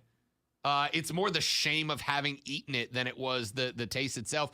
I was never a calamari guy. I've had it. It's all right. I love calamari now. I've had calamari. escargot before. I had escargot at the Bombay Bicycle Club, and which no longer exists. At least it doesn't in Ohio. I was good till it crunched. It crunched, and that was it. That was it. They didn't prepare your escargot correctly. Well, if you say so, because me and a buddy I work with, we dared each other, so we ate them. I ate one and a half. The other half, So, I was not a calamari guy because gross, right? Squid. Till as a 8-year-old. You grew up in Florida. You would think you would like all seafood. Squid's bait, dude. Squid is bait where I came from. You chop up a squid to catch the actual fish. Anyway, till my dad told me when I was 8 that they were Italian onion rings. Bought that hook, line, and sinker. Was like, oh, well, I do love onion rings. So let me pop that down. Now I'm a huge calamari guy. Point is, try everything except liver and brains. Don't try that. You never had chicken livers before? No, I don't eat livers. You know why? Because I know what livers are for. You know what a liver does? It literally is the part of the body that absorbs all the worst things you ingest. Well, as a poor children, as I was, that's a mom-made chicken livers. So you go, okay, eat chicken livers or eat nothing. Love them chicken livers. Wouldn't eat them now, but I did as a kid because it's. Yeah, you know why you wouldn't eat them now? Because you're a grown-up who's not poor. Because I work in radio and obviously I'm rich. Texter says, how about fish sticks, the hot dog of the sea? I wasn't going to read that until I read hot dog of the sea, and then I was in. Let's see. Tayshawn says, I haven't had Waffle House in a long time. I think it's time for an all-star special. I'm not mad at that. Said, Destin has the best calamari. Tail fins is amazing. Oh, Tayshawn. Speaking my language, dude. Back down in Addison, Tailfin's phenomenal All restaurant, right. one of my favorites. Oh, I thought you were talking about literally tail fins. No. Okay, Tailfin's yeah. is a restaurant down in Addison where I come from. Tayshawn knows it. I like it. That's my hometown, big dog. Kevin says, don't love liver, do love gizzards. Isn't a gizzard a throat? Isn't that what it is? I don't know what a gizzard is. I'm a bad Southerner. But you're from Florida, so you're not technically really a Southerner. Fair enough. Yeah. The gizzard is an organ found in the digestive tract of some animals, including, obviously, dinosaurs, a.k.a. birds. So you're eating dinosaur throat. I believe I've had gizzards before. I don't think it was, memorable. It wasn't memorable like the brains. I know the lady friend, I know her family cooks gizzards a lot. I just can't do it. I don't know why. All right. By the way, Tim says he can only eat grits with lots of cheese. That's right, because they taste like nothing. Texter says chicken gizzards. Good Lord, I threw up everywhere. Texter says chicken intestines are gizzards. Wait, hang on. I thought it was a throat. No, chicken intestines are chitlins. I'm pretty sure. Or no, those are pork. Oh, pork okay, ones. yeah. A gizzard is an organ found in the digestive tract of some animals, including pterosaurs, crocodiles, alligators, dinosaurs, birds, earthworms, gastropods, fish, and crustaceans. It is a specialized stomach constructed of thick muscular walls used for grinding up food. All you, kids. All you. All you. All right, we got to stop. We got to get off of that. We got to take a break. It's like once a I genuinely promise you, I try my best not to go a food take that burns a whole segment, especially on the new clock where we've only got 3 segments an hour. I try not to burn it all on a food take, but Lonzo sent us down a path there was no recovery for. As I sometimes do. Correct. Trey says, no way I'm eating chitlins. Again, like this started with Lonzo having a bad take about grits. Not a bad and now take. turned Not a bad into, take. I won't eat chitlins. A take different than yours doesn't make it a bad take. It just makes it a different take than yours. How dare you? Texter says, everyone send your nasty food takes to Rob immediately. If you ever want to train wreck the show, this is how to do it. If you ever get to a point where you go, Rob's show is ticking me off today, I don't want to hear anymore, send me a bad food take because the texter will eat it up. For the first time since we moved to this time slot, the majority of the text on the text line all start with fan, but they're all bad food takes. All of them. Texter says, I enjoy toothpaste and orange juice. Is it weird that I like to drink the juice from Vienna sausages? Yeah, you need a therapist. It's meat juice with the, it's all right. It's all right. Texter said boudin balls are amazing. That is correct. They are. I don't know what that is, and I don't need an explanation. Oh, it's Cajun sausage. It's delicious. Texter says, I'll admit it, I like some A1 or Heinz 57 with my steak. Well, I'm sorry that the people in your life make bad steaks. Texter said, sloppy steaks for the win. What is happening to my... If we win back-to-back awards this year, it won't be because of this segment. He's Lonzo. I'm Rob. Maybe we're employed when we come back. The Rob Brown Show is live for now on the Fan Upstate. Charisma.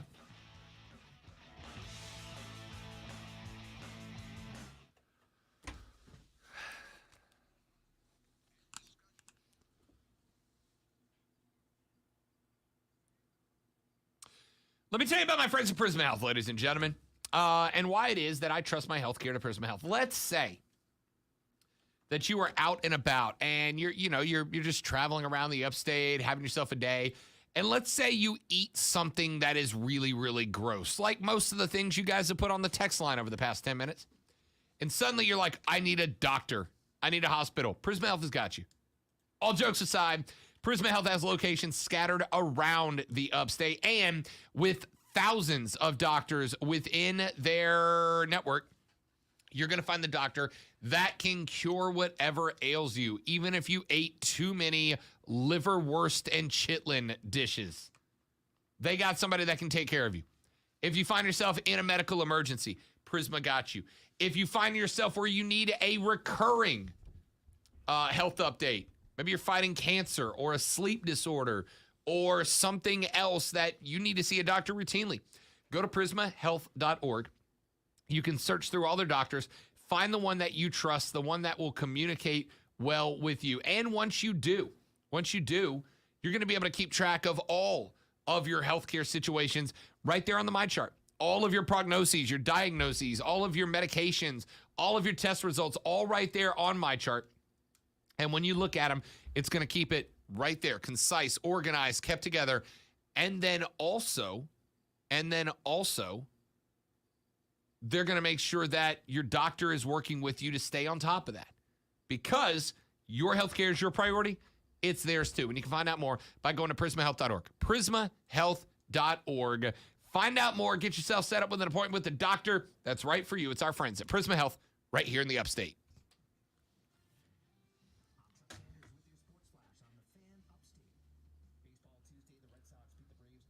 Yeah, I know it's on Twitter trending topics. Leave it there. I'm going to. We're trying to ruin things, Rob. I don't think it's going to happen now. It's not going to happen. That moment when Hook pushed Danhausen and Danhausen gave him the gift wrap chips and then just slid out of the ring, I physically went, oh, like it was so bad. Not bad, like I was bad. And then I physically had the reaction of like, oh, like it was a sweet moment. As I speculated on Fight Club, like it was last week or a week before, they're going to make them into a tag. Hookhausen! And the chance of Hookhausen are going to be, they already started. It's so good. Yes. So will Hook come out and save Danhausen tonight? I might make it home in time to watch it. Cancel everything. It's wrestling night.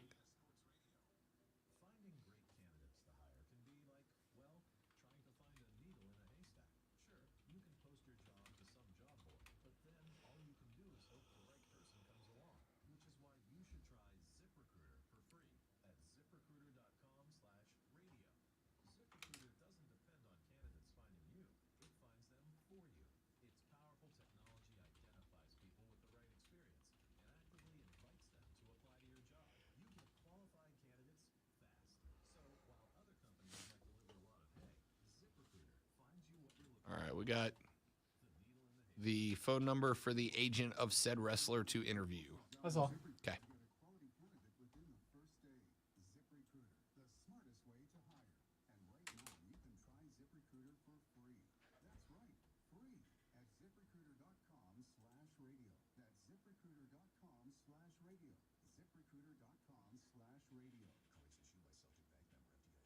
Are you the decision maker in your company? Consider this. For the first time in decades, there's a better option for a corporate card and It's one of those that if I hate watch it, I'll buy it. corporate card and spend management system designed to help you spend less money so you can make more. Most corporate credit cards offer points as incentives. But From the those points opposite don't side of the necessarily plate work went when up you by a cash certain out. margin. Yeah, I'm Credit gonna cards sell offer that. you cash back. Real money in I your still pocket. don't know. Plus, you control who spends what with each vendor.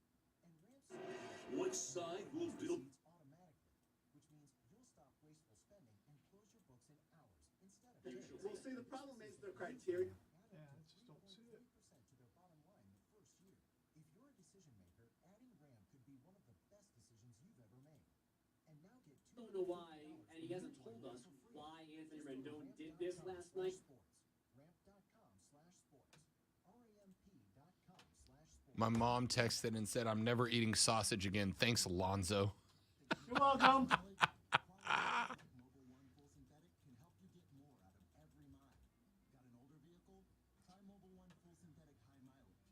Right now, you can get 5 quarts with an STP Extended Life Oil Filter for only $37.99. Get what you need for better fuel efficiency at any of our 6,000 stores or on AutoZone.com. I also then went and ate 2 school lunches because it was lunch like the next period. So I mean, yeah. Did you have a lunch period, like a class period, where some kids were in lunch while others were in a class? Yeah, there were a bunch of scheduled lunches. You want to hear BS? They split our lunch one period, but split into 3. So you had either A lunch, B lunch, or C lunch. You had A lunch, you started the period in lunch, and you got like 20 minutes in lunch, and then you had to go back to class. If you had B lunch, it sucked the worst, because then you started the class, then you left for lunch for 20 minutes, then you came back and finished the class. Were you at a smaller school or? There are 2,000 people there. All right. Definitely not a smaller school. Okay.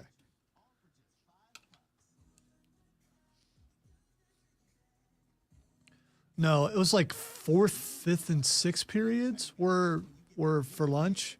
And of course, you didn't want 6th period because, there were only 9. So that's how long you're waiting for lunch. My sophomore year, so our school started at 7 a.m. First bell was at 7.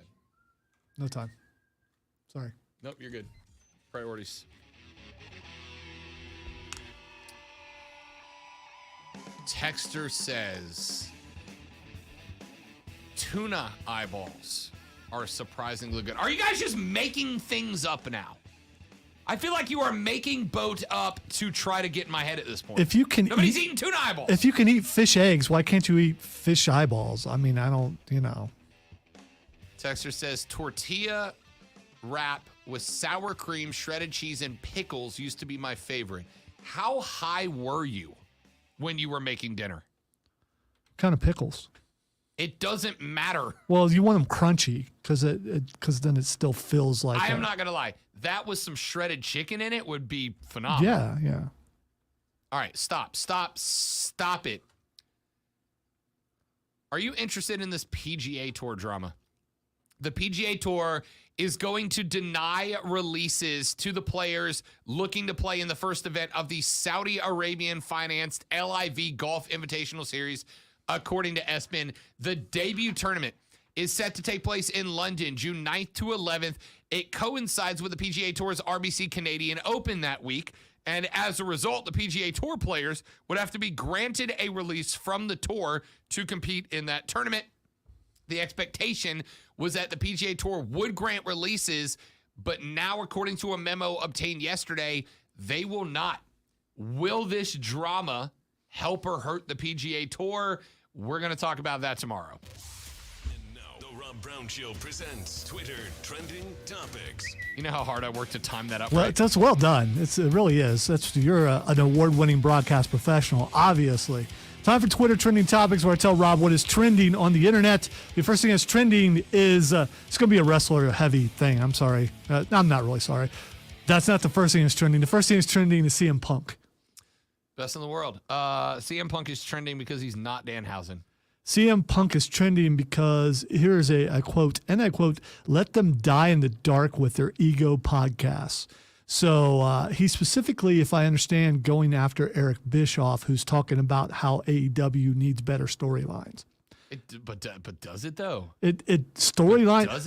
The wrestling's good. Some of the storylines not so much. Like what? Like a washed up guy who you're trying to push to be a champion, and there's no way. If you give the championship to CM Punk, AEW is over. Sir, they are over. Sir, Goldberg has come back 6 times in the last 3 years. And sir. what have you complained about every single time? Goldberg coming back. So, but you're okay with CM Punk. Punk is 20 years younger than Goldberg. So, are you just okay with it because Which it's one not of those two guys? WWE? No, I'm not. Listen. More realistically, if wrestling were real, which one coming back has the better shot of winning something? That would be Punk. Goldberg without a doubt. Punk. Now, Goldberg's Yeah, because we've seen that CM Punk can fight. Goldberg don't hit me in the face. Goldberg is strong. That's it, right? He's not a good wrestler. He's strong. Yeah. Now, here's my thing.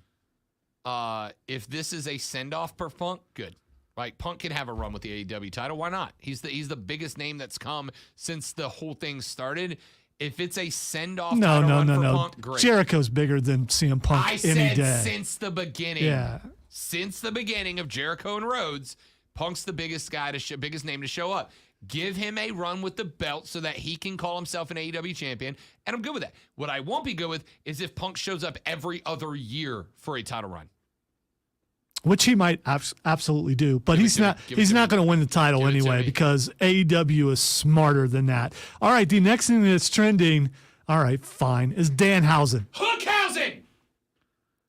You're telling me AEW needs better storylines when you had Danhausen get pushed down by Hook and then reveal that he brought Hook a gift of potato chips wrapped in a bow for his birthday. Yeah, this was well done. He brought him a birthday gift before Hook cruelly rejected him and shoved him. He considered it though. He considered it. Give me a better storyline than the creation of Hookhausen with, by the way, an entire arena of people chanting Hookhausen while it was happening. Anything on any wrestling company throughout the world, including the indies that only have 5 people show up, any storyline that they have that doesn't involve CM Punk is better.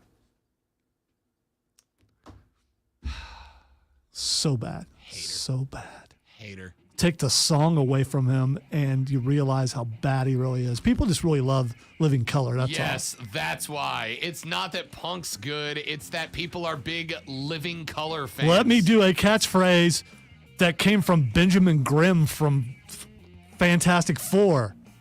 Come on. Best in the world. That's Wakanda forever for me. It will never be best in the world. Best of the world. Let me wrap my hands in socks.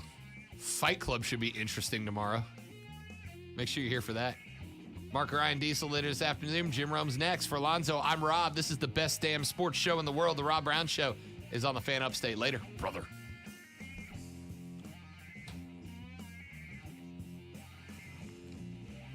All right, stream. Thanks for hanging out. We'll see you tomorrow. Bye.